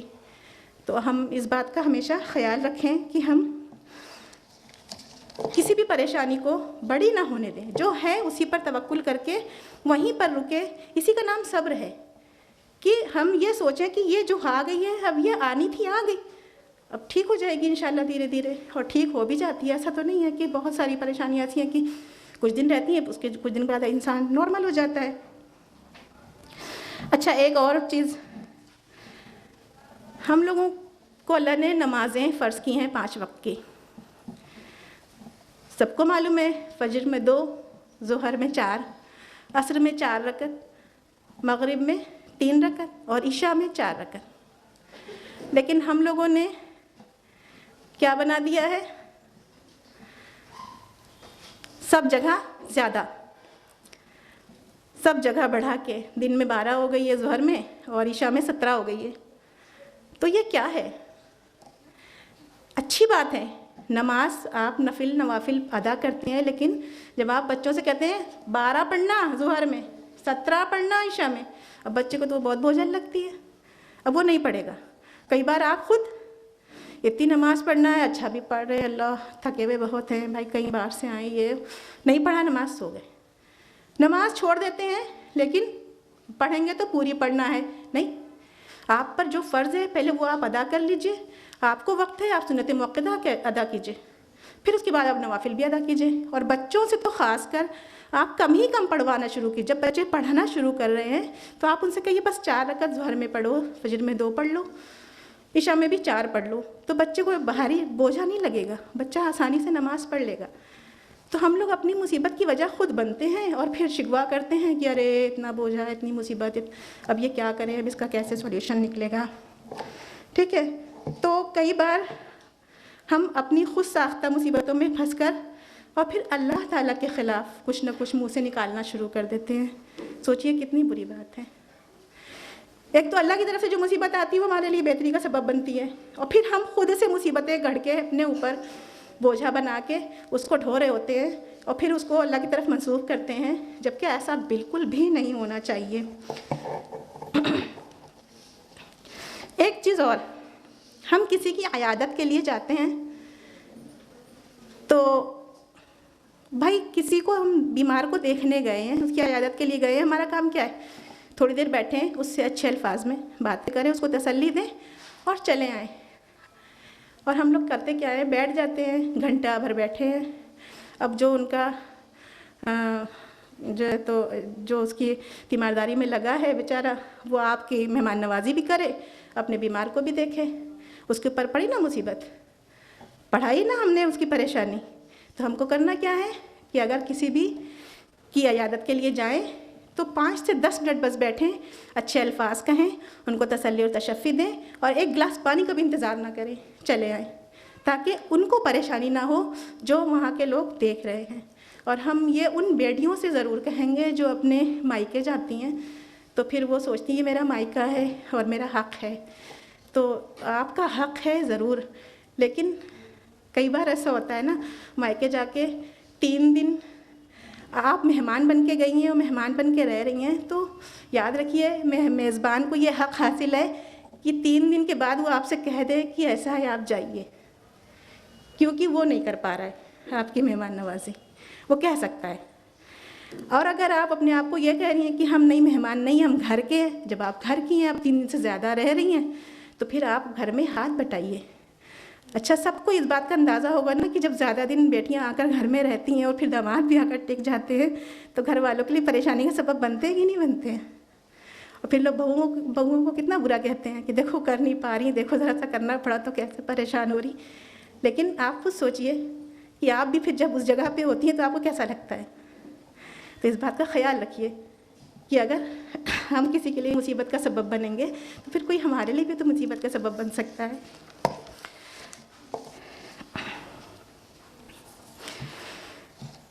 اب موت کی باری آ گئی۔ موت پر ہم نے بہت سارے رسومات کو جمع کر کے اس کو فالو کرنا شروع کیا ہے اور وہ چلا آ رہا ہے پیڑھی در پیڑھی۔ کیا کیا ہوتا ہے؟ کیا کیا ہوتا ہے؟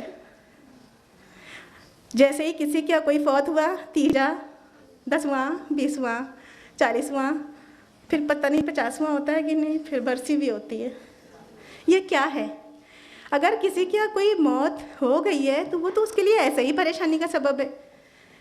اب وہ اس میں یہ ٹینشن لینے لگتا ہے کہ اب ہم کیا کریں، اب ہمیں یہ بھی کرنا ہے، اب ہمیں یہ بھی کرنا ہے، اب ہمیں یہ بھی کرنا ہے۔ اس میں مال بھی خرچ ہوتا ہے، وقت بھی صرف ہوتا ہے، محنت بھی لگتی ہے، بہت کچھ ہوتا ہے، تو وہ اس بوجھ تلے دبا رہتا ہے۔ ایک تو یہ بدعت ہے، ٹھیک ہے، کرنا نہیں چاہیے، اللہ کے رسول صلی اللہ علیہ وسلم کی سنت سے بالکل کہیں سے ثابت نہیں ہے، کیونکہ آپ صلی اللہ علیہ وسلم کی 7 اولاد میں 6 اولاد آپ کے سامنے فوت ہوئی، 3 بیٹے اور 3 بیٹیاں اور 2 بیویاں آپ کی۔ آپ صلی اللہ علیہ وسلم نے کسی کے لیے موت کے بعد کوئی بھی ایسی رسم نہیں کی، کہیں سے حدیث سے ثابت نہیں ہے، نہ کسی صحابہ کرام سے ثابت ہے کہ کسی کے موت پر کوئی رسم ہوئی ہو، تو یہ بدعت میں داخل ہو گئی۔ ایک تو بدعت، اوپر سے مصیبت کا سبب۔ تو ہمیں کرنا کیا ہے؟ اللہ کے اتارے ہوئے قانون کو فالو کرنا ہے، اللہ کی شریعت کو، رسول اللہ صلی اللہ علیہ وسلم جو شریعت لے کر آئے ہمیں اس کو فالو کرنا ہے، تب جا کے ہمیں مصیبتوں سے کچھ چھٹکارا مل سکتا ہے۔ اور پھر ہمیں اللہ کا تقوی اختیار کرنا پڑے گا۔ تقوی کا معنی ہوتا ہے کسی چیز سے رک جانا۔ کن چیزوں سے رکنا؟ گناہوں سے یا بچنا۔ تو ہم گناہوں سے جب بچیں گے تو پھر چونکہ مصیبت آتی ہی اسی لیے نا کہ ہمارے گناہوں کا کفارہ بنے، تو جب ہم اللہ کا تقوی اختیار کریں گے، گناہوں سے بچیں گے، تو ظاہر سی بات ہے کہ مصیبتیں بھی پھر کچھ کم ہوں گی۔ اب وہ ایک الگ بات ہے کہ اگر اللہ تعالیٰ ہمیں آزمائش میں ڈال کے ہمارے درجات بھی بلند کرنا چاہ رہا ہے تو یہ تو ہمارے لیے بڑی خوش نصیبی کی بات ہے، تو پھر ہم اس پہ اور پختہ ایمان کے ساتھ ڈٹے رہیں گے، صبر کریں گے۔ اللہ تعالیٰ نے قرآن مجید میں فرمایا نا وَاسْتَعِینُوا بِالصَّبْرِ وَالصَّلَاةِ، اللہ سے مدد مانگو نماز اور صبر کے ذریعے۔ تو صبر بڑی اہم چیز ہے۔ اگر ہم صبر کریں گے تو اللہ تعالیٰ ضرور آزمائے گا، اور آزمائے گا تو پھر درجات بھی بلند کرے گا۔ تو ہر جگہ فائدہ ہے، اللہ کا تقوی اختیار کریں، اللہ سے بہت چمٹ کے دعا مانگا کریں، ہر وقت اٹھتے بیٹھتے ہر لمحہ اللہ سے جڑے رہیں، اپنا تعلق اللہ سے مضبوط رکھیں۔ اور اللہ تعالیٰ خود قرآن مجید میں فرماتا ہے وَإِذَا سَأَلَكَ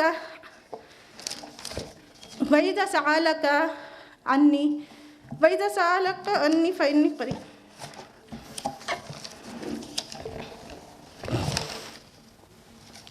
وَإِذَا سَأَلَكَ عِبَادِي عَنِّي، اور جب میرے بندے میرے بارے میں سوال کریں، فَإِنِّي قَرِيب، میں قریب ہی ہوں۔ یعنی آپ صلی اللہ علیہ وسلم سے اللہ تعالیٰ کہہ رہے ہیں کہ جب میرے بندے آپ سے میرے بارے میں سوال کریں تو میں قریب ہی ہوں۔ اجیب دعوت الداعی اذا دعان، میں جواب دیتا ہوں ہر پکارنے والے کی پکار کا جب وہ مجھے پکارے۔ تو اللہ تعالیٰ کیا کہہ رہا ہے؟ میں قریب ہی ہوں، میں سنتا ہوں۔ اس میں غور کرنے کی بات یہ ہے کہ اللہ تعالیٰ نے اپنے رسول صلی اللہ علیہ وسلم سے کہا کہ جب میرے بندے میرے بارے میں پوچھیں، پھر یہ نہیں کہا کہ ان سے کہہ دیجئے میں قریب ہوں۔ اللہ نے کہہ دیا میں قریب ہوں، یعنی فوراً جواب دے دیا، ٹھیک ہے؟ تو اس سے کیا ثابت ہو رہا ہے کہ اللہ کتنا قریب ہے، بس چاہ رہا ہے بتانا کہ میں قریب ہی ہوں، فوراً اللہ نے جواب دے دیا۔ پھر اللہ تعالیٰ کہہ رہا ہے اجیب ہوں، میں جواب دیتا ہوں دعوت الداعی، پکارنے والے کی پکار کا، اذا دعان، جب وہ مجھے پکارے، جب پکارے۔ تو اللہ تعالیٰ نے پہلے کہا کہ میں جواب دیتا ہوں، یعنی ابھی ہم نے پکارا نہیں ہے، ابھی صرف بات دل میں آئی ہے کہ اللہ سے مانگنا ہے۔ اللہ دل کے حالات جانتا ہے، دل کے اندر کی بات جانتا ہے، اللہ نے جواب دے دیا۔ جب اللہ نے جواب دے دیا تو یعنی ہم نے مانگا بھی نہیں اور ہمیں اللہ نے دے دیا۔ اب دعا میں 3 چیزیں ہوتی ہیں، या तो अल्लाह ताला जो दुआ मांगी जाती है वो कबूल कर लेता है, फ़ौरन दे देता है, या फिर किसी बड़ी मुसीबत को उस दुआ के बदले टाल देता है, और या फिर उस दुआ को ज़ख़ीरा बनाकर आखिरत के लिए रख देता है। और जब बंदा आखिरत में जाता है ना, तो जब वहाँ जाएगा तो देख कर कहेगा अपनी दुआओं को जो यहाँ कबूल नहीं हुई थी कि या अल्लाह मेरी तो कोई दुआ ना कबूल हुई होती तो ज़्यादा अच्छा रहता, मुझे सब यहीं मिल जाता। तो सोचिए दुआ में कितना नफ़ा है। दुनिया की मुसीबत भी टल रही है, और अगर यहाँ पे हमें झेलना है तो फिर आखिरत में एक ज़ख़ीरा मिलेगा हमें नेकी की एवज़।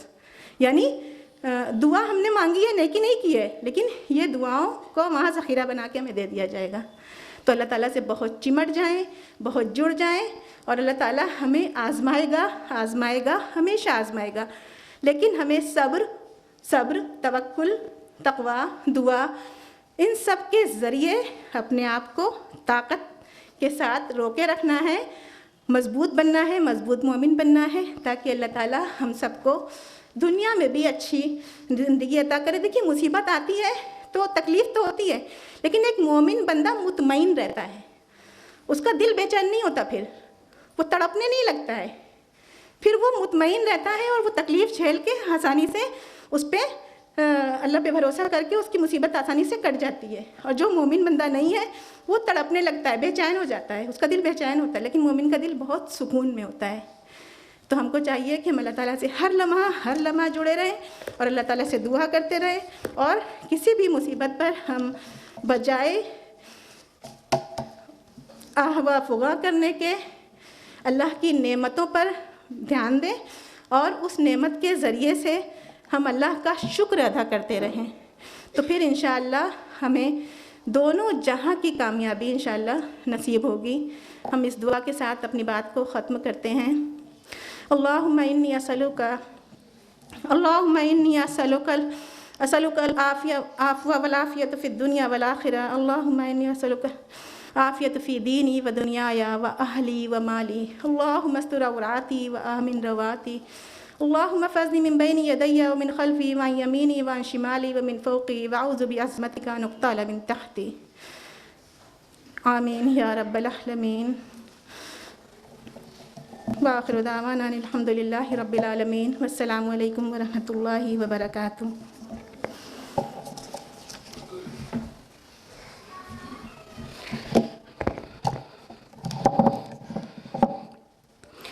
जज़ाकल्लाहु खैरा सिस्टर नजमा।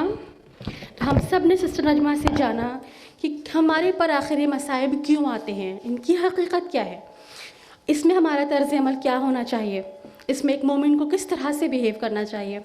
और कुछ मुसीबतें तो हमारी अपनी बनाई हुई होती हैं, और हम अपने ऊपर ये मुसीबतें हम अपने लिए क्यों पैदा करते हैं, क्यों गढ़ लेते हैं, क्योंकि हमें अपनी ज़िंदगी का मकसद नहीं मालूम, हमें कुरान का पैगाम नहीं मालूम, हम नहीं जानते कि हमारा रब हमसे क्या चाहता है।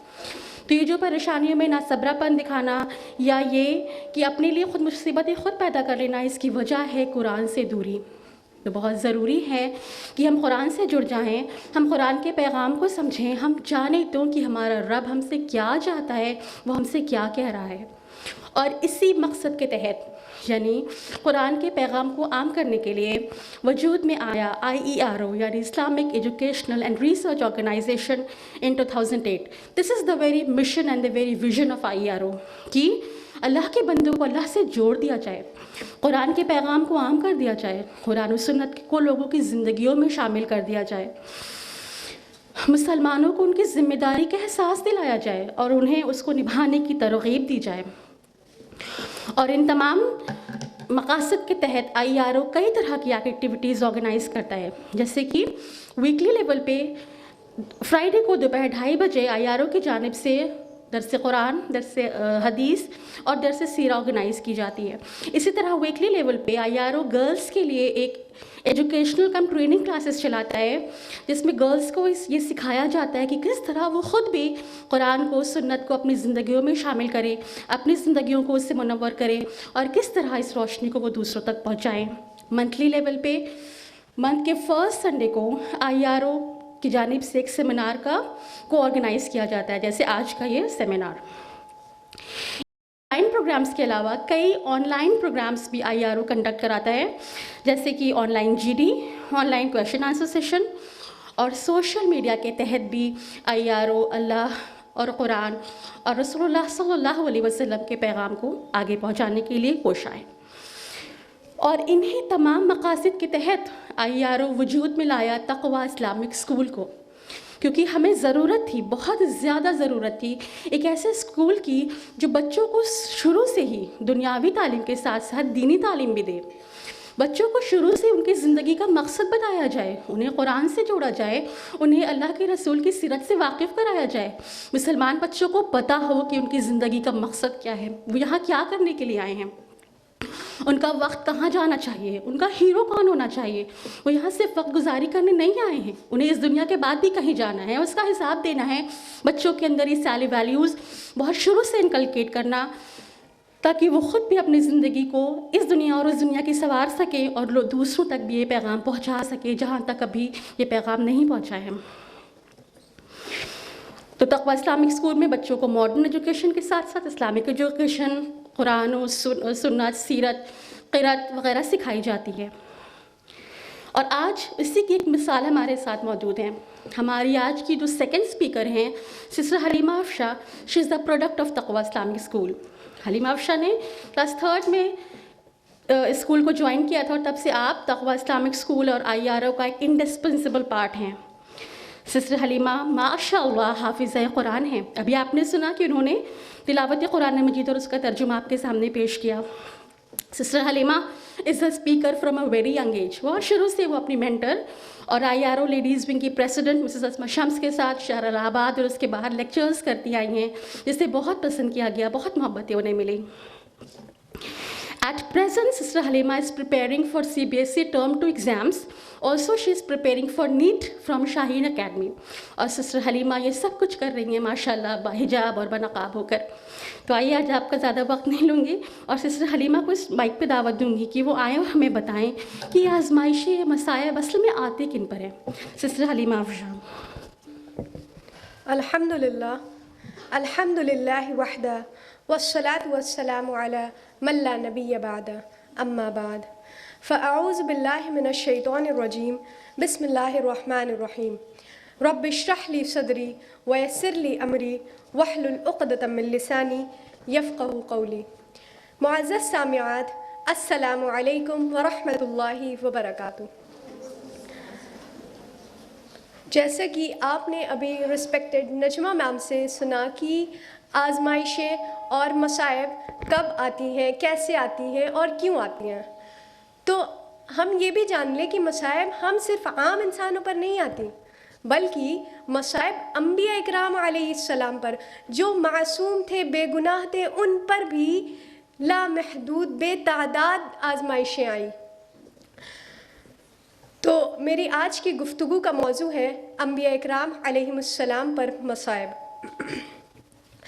ارشاد باری تعالیٰ ہے سورۃ الملک آیت نمبر 2 میں، الذی خلق الموت والحیات لیبلوکم ایکم احسن عملا. اسی نے موت اور زندگی کو پیدا کیا تاکہ وہ تمہیں آزمائے کہ تم میں کون اچھے عمل کرتا ہے. اس آیت سے یہ صاف طور پر واضح ہو گیا کہ انسانی تخلیق کا آزمائشی انسانی تخلیق کا اصل مقصد ہے. آزمائشوں میں مبتلا کرنے میں اللہ سبحانہ و تعالیٰ نے عام انسانوں اور انبیاء اکرام علیہم السلام کے درمیان کوئی فرق نہیں رکھا. جہاں سب کو آزمایا وہیں ان حضرات انبیاء اکرام علیہم السلام کو بھی آزمایا، بلکہ ان حضرات کو سب سے زیادہ آزمایا تاکہ ان کے واقعات و قصص سے ہر انسان اپنے لیے عبرت و بصیرت کا سامان مہیا کرے. حدیث ہے مشکات المصابیح، حدیث نمبر 1562 میں حضرت سعید رضی اللہ عنہ بیان کرتے ہیں، نبی اکرم صلی اللہ علیہ وسلم سے دریافت کیا گیا، یا رسول اللہ، سب سے زیادہ آزمائشی مصائب کن پر آتے ہیں؟ رسول اللہ صلی اللہ علیہ وسلم نے فرمایا، انبیاء اکرام علیہم السلام پر، پھر ان کے بعد جو افضل ہیں، اور پھر ان کے بعد جو افضل ہیں. آدمی کو اس کے ایمان کے، اس کے دین کی بنیاد پر اس کو آزمایا جاتا ہے. اگر تو وہ اپنے دین میں سخت ہو تو اس کی آزمائش بھی سخت ہوتی ہے، اور اگر وہ اپنے دین میں نرم اور کمزور ہو تو اس کی آزمائش بھی سہل ہوتی ہے۔ اور یہ معاملہ اسی طرح چلتا رہتا ہے حتیٰ کہ وہ سطح زمین پر اس طرح چلتا ہے کہ اس کے ذمے کوئی گناہ ہوا ہی نہیں تھا۔ آئیے جان لیتے ہیں کہ ہماری آزمائشوں کی ابتدا کہاں سے ہوئی۔ حضرت آدم علیہ السلام جو تمام نوع انسانی کے جد امجد ہیں، ان کی آزمائشوں سے سبق آموز نصیحتیں حاصل کرتے ہیں۔ حضرت آدم علیہ السلام کو جب جنت میں لامحدود نعمتوں کے ساتھ عارضی طور پر بھیج دیا گیا تھا، تو اس عارضی طور پر انہیں اس تھوڑے سے ٹائم کے لیے جو وہاں پہ رکھا گیا تھا، تو آدم علیہ السلام کو وہاں پر بھی آزما لیا گیا۔ حضرت آدم علیہ السلام اس جنت میں جہاں چاہتے جو چاہتے لے سکتے تھے، کھا سکتے تھے، جا سکتے تھے، مگر انہیں ایک درخت کے پاس جانے یا اس سے کچھ لینے کی ممانعت تھی۔ بس شیطان کو آس لگ گئی کہ اس درخت کے ذریعے آدم علیہ السلام کو بہکانا ہے۔ بس شیطان نے وسوسہ ڈالا اور حضرت آدم علیہ السلام کو شیطان کے وسوسے سے بھول کر شجر ممنوعہ سے پھل کھا لیا۔ سوچئے، آزمائشوں نے انبیاء اکرام علیہ السلام کا پیچھا جنت میں بھی نہیں چھوڑا۔ اس کے بعد بھی اللہ سبحانہ وتعالیٰ نے حضرت آدم علیہ السلام کو دنیا میں بھیج کر مزید آزمائشوں میں مبتلا کیا۔ ان کے 2 بیٹوں حابیل اور قابیل، جن کی نصیحت میں آپ غفلت نہ برتتے تھے، ان سے بھی شیطان نے رب کی اور ان کے والد کی نافرمانی کا ارتکاب کروا لیا۔ آج ہم حضرت آدم علیہ السلام کی اس حالت کو تصور بھی نہیں کر سکتے کہ جہاں ان کا ایک بیٹا جان سے جا رہا ہو اور دوسرا اسی کے جرم سے بارگاہ الہی سے مردود ہو گیا ہو، اسی کے جرم کی پاداش میں بارگاہ الہی سے محدود ہو گیا ہو۔ اتنی بڑی مصیبت میں بھی حضرت آدم علیہ السلام نے صبر کیا اور اللہ سبحانہ وتعالیٰ سے بے پناہ مغفرت طلب کی، اور اللہ سبحانہ وتعالیٰ کے مقبول بندے بن گئے۔ اسی طرح ہم پر بھی جب کوئی مصیبت آئے، کوئی آزمائش آئے اور شیطان کے ذریعے ہم سے خطا یا بھول ہو جائے، تو ہمیں بھی فوراً اللہ سبحانہ وتعالیٰ کی طرف رجوع کر لینا چاہیے اور اللہ سبحانہ وتعالیٰ سے بے پناہ مغفرت طلب کرنی چاہیے۔ تو انشاءاللہ ہم لوگوں کی بھی آزمائشوں اسی طرح ہم لوگ بھی اپنی آزمائشوں میں کامیاب ہوں گے انشاءاللہ۔ اس کے علاوہ انبیاء اکرام نے لوگوں کی ہدایت کے لیے بے پناہ تکلیفیں برداشت کیں، اپنی قوموں کے انکار، ان کی سختیوں اور ان کے مظالم کو برداشت کیا۔ جیسا کہ حضرت نوح علیہ السلام، جو کہ اللہ کے جلیل القدر پیغمبر تھے، اللہ سبحانہ وتعالیٰ نے انہیں ان کی بیوی اور ان کے اولاد سے آزمایا۔ وہ دونوں آپ پر ایمان نہ لائے اور اپنے کفر پر بضد رہے۔ بس یہی نہیں، ان کی بیوی اپنے گھر والوں سے کہا کرتی تھی، یہ تو دیوانہ ہے۔ سوچئے، انسان جو اپنی فیملی کے لیے سب سے زیادہ کنسرن رہتا ہے، وہ ہی اس کفر کو نہیں چھوڑ رہا ہے کہ جس کا آؤٹ کم، جس کا نتیجہ کیا ہوگا، وہ آپ نوح علیہ السلام خود بھی نہیں تصور کر سکتے تھے۔ اس پر بھی آپ نے اپنی آنکھوں سے اپنے بیٹے کو غرقاب ہوتا دیکھا اور اللہ سبحانہ وتعالیٰ سے دعا بھی کی، کہا وَنَادَى نُوحٌ رَبَّهُ فَقَالَ رَبِّ إِنَّ ابْنِي أَهْلِي وَإِنَّ وَعْدَكَ الْحَقُّ وَأَنْتَ أَحْكَمُ الْحَاكِمِينَ۔ اور نوح علیہ السلام نے اپنے پروردگار کو پکارا اور کہا، اے پروردگار، میرا بیٹا بھی گھر والوں میں سے ہے، تو اسے بھی نجات دے، تیرا وعدہ سچا ہے اور تو ہی سب سے بہتر حاکم ہے۔ لیکن جیسے ہی اللہ سبحانہ وتعالیٰ نے کہا، قال یا نوح انہ لیس من اہلک انہ عمل غیر صالح انی اعظک ان تکون من الجاہلین، خدا نے فرمایا کہ نوح وہ تیرے گھر والوں میں سے نہیں ہے، وہ تو ناشائستہ افعال کرتا ہے. تو جس چیز کی حقیقت تمہیں نہیں معلوم تم مجھ سے اس کا سوال مت کرو، اور میں تم کو نصیحت کرتا ہوں کہ تم نادان نہ بنو. بس اللہ سبحانہ و تعالیٰ کا یہ کہنا ہی تھا کہ اپنی آنکھوں سے اپنے بیٹے کو غرقاب ہوتا دیکھ لیا اور اپنے بیٹے کو چھوڑ دیا اللہ کی رضا کے لیے، اور فوراً اللہ سبحانہ و تعالیٰ سے مغفرت طلب کی. کہا قال رب انی اعوذ بک ان اسألک ما لیس لی بہ علم وَإِلَّا تَغْفِرْ لِي وَتَرْحَمْنِي أَكُن مِّنَ الْخَاسِرِينَ. نوح علیہ السلام نے کہا پروردگار میں تجھ سے پناہ مانگتا ہوں کہ تجھ سے اس چیز کا سوال کروں کہ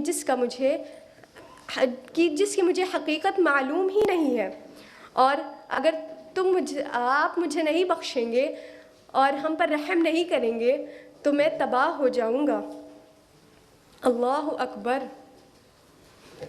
After these two great prophets of Allah subhanahu wa ta'ala, let us see the trials come on Khalilullah, the friend of Allah, Hazrat Ibrahim alayhi salam. Hazrat Ibrahim alayhi salam جن کے والد ایک بت تراش اور بت پرست قوم کے فرد ہی نہیں بلکہ ان سب کے چیف پریسٹ تھے. اس احساس سے آپ کو کس قدر صدمہ ہوتا ہوگا کہ جس کی آغوش میں پرورش پائی وہ ہی دوزخ کا ایندھن بننے اور بنانے چلا ہے. But though he started his da'wah, especially to his father, but instead of accepting his advices, he rebuked him, he opposed him and said, اگر تم نے اپنی اس دعوت کو اور بتوں کی مذمت سے باز نہ آئے تو میں تمہیں اپنے ہاتھ سے پتھر مار مار کر ختم کر دوں گا. تھوڑا سا سوچئے کہ اپنے ہی والد آپ کو کہہ رہے ہیں کہ میں اپنے ہاتھ سے تمہیں پتھر مار مار کر ختم کر دوں گا. بس کس لیے؟ کیونکہ آپ حق کی دعوت دے رہے ہیں. لیکن پھر بھی اس پر بھی ابراہیم علیہ السلام نے صبر کیا اور اللہ سبحانہ و تعالیٰ کی رضامندی اختیار کر لی اور اپنی تبلیغ قائم رکھی، اور اللہ سبحانہ و تعالیٰ کے حکم سے بتوں کو توڑ پھوڑ ڈالا. مگر آپ کی قوم نے آپ کو پکڑ لیا اور نمرود میں انتقام لینے کے لیے آپ کو آگ میں ڈال دینے کا فیصلہ کیا. اس پر بھی رب کے خلیل پیغمبر جلیل ابراہیم حنیف علیہ السلام نے خود کو اس آزمائش کے لیے بھی پیش کر دیا. بے خطر کود پڑا آتش نمرود میں عشق، عقل تھے محو تماشے لبے بام ابھی. Love fearlessly jumped into the fire of Namrud. Intellect is absorbed into the spectacles from rooftop. رب تعالیٰ نے آپ پر رحم فرمایا اور اپنے دست قدرت سے ارشاد فرمایا، یا نارو کونی بردا وسلاما علی ابراہیم، اے آگ سرد ہو جا اور ابراہیم پر سلامتی بن جا.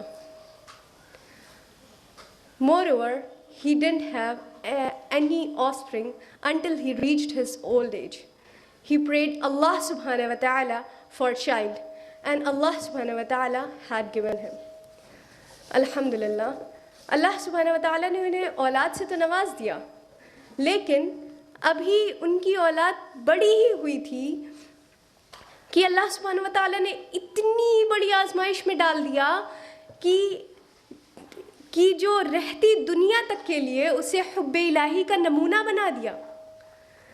رب تعالیٰ نے خواب میں اشارہ ہی کیا تھا کہ تم اسے میرے خاطر قربان کر دو،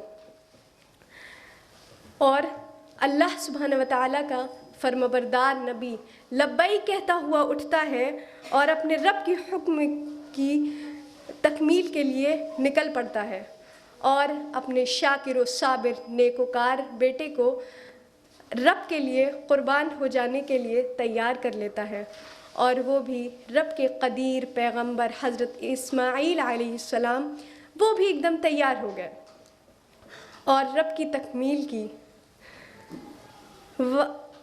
قریب تھا کہ یہ واقعہ ہو جاتا اور امتحان مکمل ہوا, ابراہیم و اسماعیل کامیاب ٹھہرے اور شیطان نامراد. ذرا سوچئے, اتنی بڑی آزمائش کہ ہم میں سے ہے کوئی جو اپنے ہاتھوں سے اپنی اولاد کو ذبح کرے اللہ سبحانہ و تعالیٰ کی رضا کے لیے؟ ہے کوئی؟ ہے ہمارے اندر اتنی ایمان کی اسٹرینتھ کہ ہم اللہ سبحانہ و تعالیٰ کے لیے اپنی ایک واحد اولاد کو اللہ سبحانہ و تعالیٰ کے لیے قربان کر دیں؟ اولاد تو دور, ہم اپنی چھوٹی سی بھی چیز جو ہمیں محبوب ہو وہ ہم اللہ کے لیے نہیں دے پاتے. سوچئے کیا ہے ہمارے ایمان کا لیول. مصائب تو اسی لیے آتے ہیں نا کہ ہمارے ایمان کے درجات بلند ہو. پھر بھی ہمیں سوچنا چاہیے. Let us see the trials came on Prophet Yusuf علیہ السلام, جن کی سٹوری کو اللہ سبحانہ و تعالیٰ نے قرآن میں احسن القصص کہا ہے. ان کی پہلی آزمائش تو ان کے بھائی ہی تھے, because they have enmity, jealousy in their hearts for Prophet Yusuf علیہ السلام. لیکن پھر بھی Prophet Yusuf علیہ السلام اتنے معصوم تھے, اتنے انوسینٹ تھے کہ ان پر ٹرسٹ کرتے تھے, اور انہوں نے اتنے بیوٹیفل, اتنے انوسینٹ بردر کو کیا کیا؟ کنویں میں ڈال دیا, اور اپنے والد سے جھوٹ کہا کہ یوسف کو بھیڑیا کھا گیا. وہ بھی رب کے جلیل پیغمبر تھے حضرت یعقوب علیہ السلام, وہ جانتے تھے what they had done, but پھر بھی انہوں نے کہا فصبر جمیل, I will be patient with what you have done, واللہ المستعان علی ما تصفون, and Allah is the one sought for help against what you describe. حضرت یوسف علیہ السلام کہاں تھے؟ کنویں کی گہرائیوں میں, کنویں کے اندھیرے میں, کنویں کی تنگی میں. But all he had done is to remember اللہ سبحانہ و تعالیٰ, اور اللہ سبحانہ و تعالیٰ نے انہیں کنویں سے نکال دیا. اس کے بعد پھر لوگوں نے آپ کو بیچ دیا. اتنی بڑی شخصیت, اتنے آنریبل فیملی, اتنی نوبل فیملی سے جو بلانگ کرتے تھے, انہیں سلیوری کے لیے سولڈ کر دیا. اس کے بعد بھی آپ پر جو الزام تراشی کی گئی, آپ پر جھوٹ باندھے گئے, آپ کو بے گناہ ہونے کے باوجود بھی آپ کو پریزن میں ڈال دیا گیا.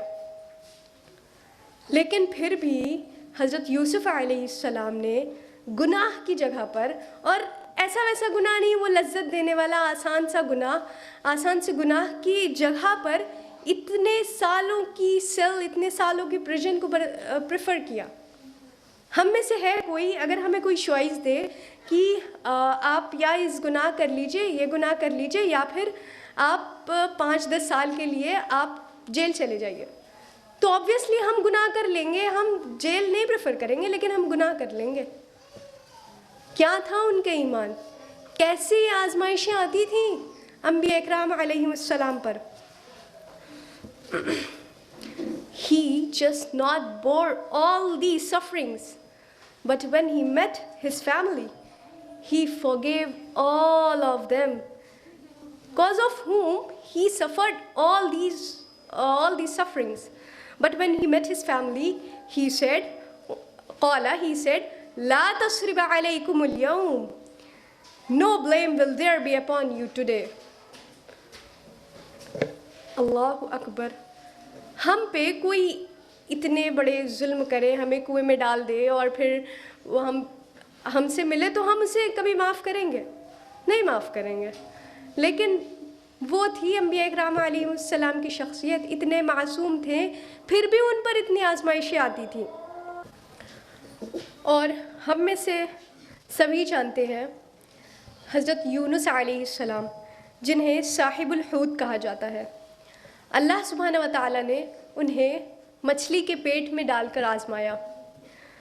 مچھلی نے انہیں نگل لیا تھا, اور وہ اس سمندر کی گہرائی, اس کے اندھیرے, مچھلی کے پیٹ کی گہرائی, اس کے اندھیرے میں رہ کر بھی ہی کالڈ اللہ سبحانہ و تعالیٰ, اور اللہ سبحانہ و تعالیٰ نے انہوں نے اللہ سبحانہ و تعالیٰ کو پکارا لا الہ الا انت سبحانک انی کنت من الظالمین، اور اللہ سبحانہ و تعالیٰ نے انہیں اس مچھلی کے پیٹ سے نکال لیا. سوچئے which is absolutely impossible and unbelievable. But the trust of Allah and the help of Allah will do any impossible thing into possible. Verily. اور ہم دیکھتے ہیں ساقی کوثر، شافع محشر، امام الانبیاء، رحمت للعالمین حضرت محمد صلی اللہ علیہ وسلم پر جو مصیبت آئی. ہم یہ بات کہہ سکتے ہیں کہ اسلام اور ساری کی ساری انسانیت کے نبی حضرت محمد صلی اللہ علیہ وسلم نے سب سے زیادہ آزمائشوں اور سختیوں اور تلخیوں کو سہا. آپ صلی اللہ علیہ وسلم تو دنیا میں ہی اس حال میں تشریف لائے کہ آپ پر آپ کے والد کا سایہ نہیں تھا، اور اس کے کچھ عرصے بعد ہی آپ صلی اللہ علیہ وسلم کی والدہ بھی آپ کے والد سے جا ملی، اور پھر کچھ سالوں بعد آپ کے دادا بھی. تو یہ تو تھا کچھ یتیمی کی آزمائشیں جو آپ صلی اللہ علیہ وسلم کے دل میں جم سا گیا تھا. بس یہی نہیں، آپ صلی اللہ علیہ وسلم نے اپنے مبارک ہاتھوں سے اپنے 7 میں سے 6 اولادوں کو اور 2 بیویوں کو اپنے ہاتھ سے قبر میں اتارا تھا. سوچئے، یہ تو تھا کچھ آپ کی اقارب اور آپ کے بلوڈ سے محرومی کی آزمائش. اس کے علاوہ آپ پر اور آپ کے اصحاب پر جو ظلم و تشدد کیا جاتا تھا وہ محتاج بیان نہیں ہے. پھر بھی آپ صلی اللہ علیہ وسلم ہمیشہ اپنے دشمنوں کے لیے، ان کی ہدایت کے لیے ہمیشہ دعاگو رہتے تھے، اور وقت آنے پر بھی آپ سے بدلہ نہیں لیتے تھے، آپ کو معاف کر دیتے تھے. سوچئے، ہم لوگ یہ ساری باتیں، یہ سارے قصص کتنی آسانی سے کہہ کر اور سن کر نکل جاتے ہیں، ہمیں احساس نہیں ہوتا. اور جب ہم پر مصیبت آتی ہے تو ہم روتے ہیں، واویلا مچاتے ہیں. ہم پر جب بھی مصیبت آتی ہے تو ہمیں کبھی انبیاء اکرام علیہ السلام کی مصیبت کبھی نہیں یاد آتی کہ ان پر اللہ سبحانہ و تعالیٰ نے کتنی بڑی بڑی آزمائشوں بھیجی، کتنی بڑی بڑی آزمائشیں ان پر بھیجی. وہ جو انبیاء اکرام علیہ السلام جو معصوم تھے، جو بے گناہ تھے، ان کو جنت میں آزما لیا گیا. انہیں والد سے، اولاد سے، ان کی زوجہ سے، بھائیوں سے، محرومی سے، تنہائی سے، جان سے، سب سے تو آزما لیا ان معصوم و مقبول بندوں کو. اور پھر جب ہم پر آزمائش آتے ہیں تو ہم کہتے ہیں اللہ تعالیٰ کو بس ہم ہی ملے تھے آزمانے کے لیے. یہ کتنی عجیب بات ہے. اور ہمارا ڈیسٹینیشن تو جنت ہے نا، تو ہم کیا سوچتے ہیں the way of Jannah is like a bed of roses. No, it is full of difficulties and trials. تو جب ہم پر مصائب آئیں گے اور ہم ان مصائب میں کامیاب اتریں گے تبھی ہم جنت تک پہنچیں گے. تو ہمیں اپنے مصائب، جب بھی ہم پر کوئی مصائب آئے تو ہمیں انبیاء اکرام علیہ السلام کے مصائب کو یاد کرنی چاہیے. تو ہمیں ہمارے مصائب کچھ نہیں لگیں گے اور ہم سے بآسانی وہ اس پر ہم صبر کر لیں گے اور ہم اس میں کامیاب ٹھہریں گے اور اللہ سبحانہ تعالیٰ کے مقبول بندوں میں شامل ہو جائیں گے. تو ہمیں چاہیے کہ ہم ہمیشہ انبیاء اکرام علیہ السلام کی سیرت اور ان کے قصص کو اپنی زندگیوں میں شامل کریں اور اللہ سبحانہ و تعالیٰ سے بے پناہ مغفرت طلب کیا کریں اور بے پناہ اللہ سبحانہ و تعالیٰ سے دعا کیا کریں کہ اللہ سبحانہ و تعالیٰ ہم سب کو اپنے مقبول بندوں میں شامل کر لے اور اپنے ان بندوں میں شامل کر لے جو ہمیشہ اپنی آزمائشوں میں کامیاب ٹھہریں. آمین. وآخر دعوانا ان الحمد للہ رب العالمین والسلام علیکم ورحمۃ اللہ وبرکاتہ.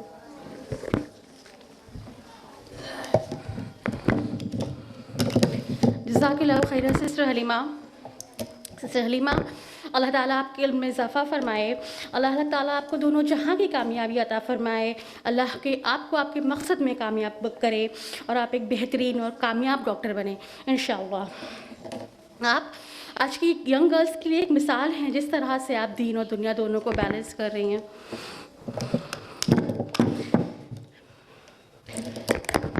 پیاری بہنوں, اگر آپ بھی چاہتی ہیں کہ آپ کے بچے اور آپ کے اطراف کے بچوں میں یہ شعور بیدار ہو کہ اصل میں ان کی زندگی کا مقصد کیا ہے, ان کے اندر بھی اللہ سے اور قرآن سے اور اللہ کے رسول سے وہ محبت پیدا ہو اور وہ اس کے مطابق اپنی زندگی کو گزارے, تو تقویٰ اسلامک اسکول کے فارمز اویلیبل ہیں.